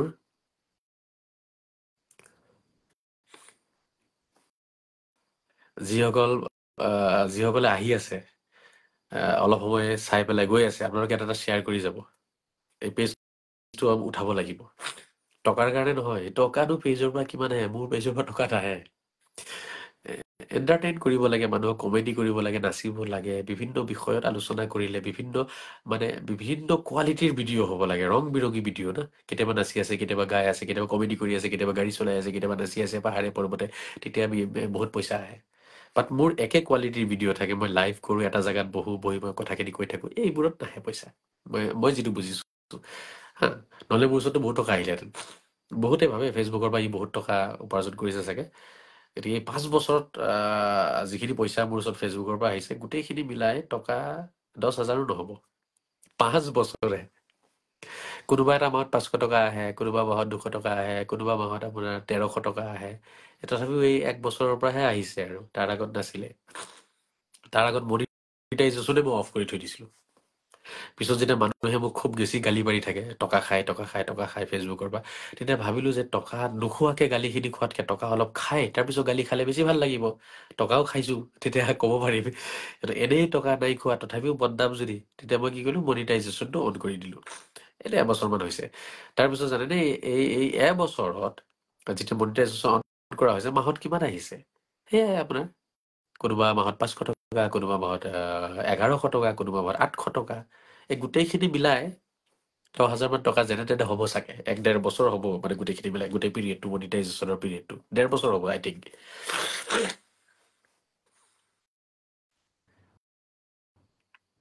প্ৰচণ্ড ঠাণ্ডাৰ দিনত কিয় ধৰ্মীয় জলসা অনুষ্ঠিত কৰা হয় কিয় গৰমৰ দিনত নকৰে গৰমৰ দিনত বৰষুণ চৰষুণ থাকে ন তেওঁলোকে শান্তি নাপায় মানে যিকোনো সময়ত বৰষুণ দি দিব পেণ্ডেল চেণ্ডেলবোৰ চব লেতেৰা পেতেৰা হৈ যাব ঠাণ্ডাৰ দিনত যিহেতু বৰষুণ নাথাকে সেইটো কাৰণে এই ব্যৱস্থাটো গ্ৰহণ কৰা হৈছে তেওঁলোকে মানে ব্যৱস্থাটো গ্ৰহণ কৰিছে ঠাণ্ডা দিনত ভাল হয় বৰষুণৰ বতৰ নাথাকে আৰু গৰমৰ দিনত বৰষুণৰ বতৰ থাকে ধুমুহা তুফান চুপান আহি থাকে এই টকাৰে পেণ্ডেলটো সজালে সেই পেণ্ডেলটো যদি ভাগি ছিগি লৈ গুচি যায় আৰু কেতিয়া অসমত বৰষুণ দিব কেতিয়া তুফান আহিব কোনো ঠিক নাই কিন্তু যিহেতু এই ঠাণ্ডাৰ দিনত আমাৰ বৰষুণটো নহয় ইয়াত সেইটো কনফাৰ্ম থাকে সেইটো কাৰণে পেণ্ডেল চেণ্ডেলবোৰ বনাবলৈ সুবিধা হয় আৰু বিয়া বাৰু সেইটো কাৰণে মই ভাবোঁ অসমত ঠাণ্ডাৰ দিনতে বেছি হয় বৰষুণ চৰষুণৰ পৰা অলপ বাচি থাকিব পৰা যায় সেইটো অন্য কোনো ইয়াত কাৰণ নাই এইটোৱে কাৰণ মই ভাবোঁ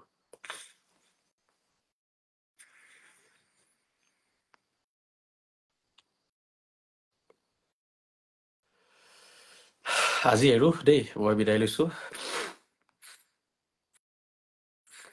অহাকালি আকৌ দেখা হ'ব এতিয়া এই কেইদিনমান পেজটো আমি উঠাব লাগিব আপোনালোকে মই বিদায় লোৱাৰ পিছত শ্বেয়াৰ কৰি দিব যোনে পাৰে ভাল লাগিলে সেইটো বহুত ভাল কথা কৈছোঁ বা বহুত গুৰুত্বপূৰ্ণ কথা কৈছোঁ বুলি নহয় জাষ্ট পেজটো আগবঢ়াবলৈ কাৰণে সেইটো কাৰণে আপোনালোকে এইখিনি শ্বেয়াৰ কৰি দিব মই টকা পইচাৰ কাৰণে কাম কৰা নাই মই বাৰে বাৰে কৈ আছোঁ আপোনালোকে যদি বিচাৰে মোৰ ঘৰত আহি পেলাই মোৰ পেজটো চেক কৰি ল'ব পাৰিব মই কিমান টকা উপাৰ্জন কৰিছোঁ নাই কৰা সেইবোৰ চব থাকে ইয়াতে চব লিখা থাকে মানে ইয়াতে তাৰ গোটেই তথ্যখিনি ইয়াতে জমা হৈ থাকে ফেচবুকতে কোনটো মাহত কিমান টকা আহিছে নাই অহা কিমান টকা আপুনি উইথড্ৰ কৰিছে কিমান ট্ৰানজেকশ্যন কি হৈছে নহৈছে চব থাকে চাই ল'ব পাৰিব গতিকে বিদায় লৈছোঁ সকলোৱে সুখত থাকক শান্তিৰে থাকক আৰু প্ৰতিবাদী এটা আপোনাৰ ৰূপ সৃষ্টি কৰক প্ৰতিবাদী এটা কণ্ঠ সৃষ্টি কৰক নিজৰ মাজত এজন সত্য ধাৰ্মিক ব্যক্তি নিশ্চিতৰূপে প্ৰতিবাদী হ'ব কাৰণ অপৰাধ হোৱাটো নিশ্চিত আৰু অপৰাধ একেবাৰে মুক্ত হোৱাটো অসম্ভৱ হয় আৰু অপৰাধ যেতিয়া হ'ব তেতিয়াই এজন ধাৰ্মিক ব্যক্তিয়ে কি কৰিব প্ৰতিবাদ কৰিব গতিকে অপৰাধো থাকিব প্ৰতিবাদী ব্যক্তিও থাকিব আৰু সেই প্ৰতিবাদী ব্যক্তিসকলে আচলতে ধাৰ্মিক ব্যক্তি হয় গতিকে আপোনালোকে সকলোৱে প্ৰতিবাদ কৰক মই যেনেকৈ কৰিছোঁ আৰু আপোনালোকে আৰু হাই লেভেলত প্ৰতিবাদ কৰক আৰু আহক আমি সকলোৱে মিলি প্ৰতিবাদ কৰোঁ ঠিক আছে তেতিয়া আমাৰ সমাজখন আৰু পৰিষ্কাৰ হৈ যাব এৰিছোঁ সকলোৱে সুখত থাকক আজি এইটো পেজত প্ৰথমটো লাইভ হয় নাজানো এতিয়া এইটো পেজৰ ওপৰত কি একশ্যন তেওঁলোকে লয় নাজানো ল'ব দিয়ক আকৌ দেখা যাব বেলেগ এটা বনাম দিয়ক মই আপোনালোকক জনাই দিম ফেচবুক হোৱাটছআপৰ জৰিয়তে জনাই দিম হোৱাটছআপ গ্ৰুপত জনাই দিম আৰু গ্ৰুপত বেছি বেছি মানুহ জইন হ'ব লাগে মোৰ লগত ঠিক আছে সেইটো কোনো বেন কৰিব নোৱাৰে সেইটো গ্ৰুপটো এক ঈশ্বৰ এক ধৰ্ম যিটো গ্ৰুপ আছে সেই গ্ৰুপত আহিব লাগে আৰু ইম্পৰ্টেণ্ট কুৱেশ্যন থাকিলে তাতো মই আনচাৰ দি থাকোঁ সময় অলপ কম পাওঁ কিন্তু মই চাওঁ মেছেজবোৰ গতিকে 9365825571 9365825571 এইটো নম্বৰতে আপোনালোকে মোক সেইটো গ্ৰুপত পাই থাকিব এটা ভাল ভদ্ৰ আৰু গম্ভীৰ এটা মেছেজ দিব মোক এইটো নম্বৰত যাতে আপোনাৰ মেছেজটো পোৱাৰ পিছত যাতে মোৰ মনটো এনেকুৱা লাগে যে মানুহজন ভাল হয় তেতিয়া মই আনচাৰটো দি ভাল লাগিব নহ'লে আৰু আনচাৰটো দি ভাল নালাগিব তেতিয়া আৰু মই তেনেকুৱা মেছেজবোৰ ইগন'ৰ কৰোঁ যিবিলাকত ধৰক বেয়া কথা তেওঁলোকে বা বেয়াভাৱে কথাখিনি ক'ব বিচাৰে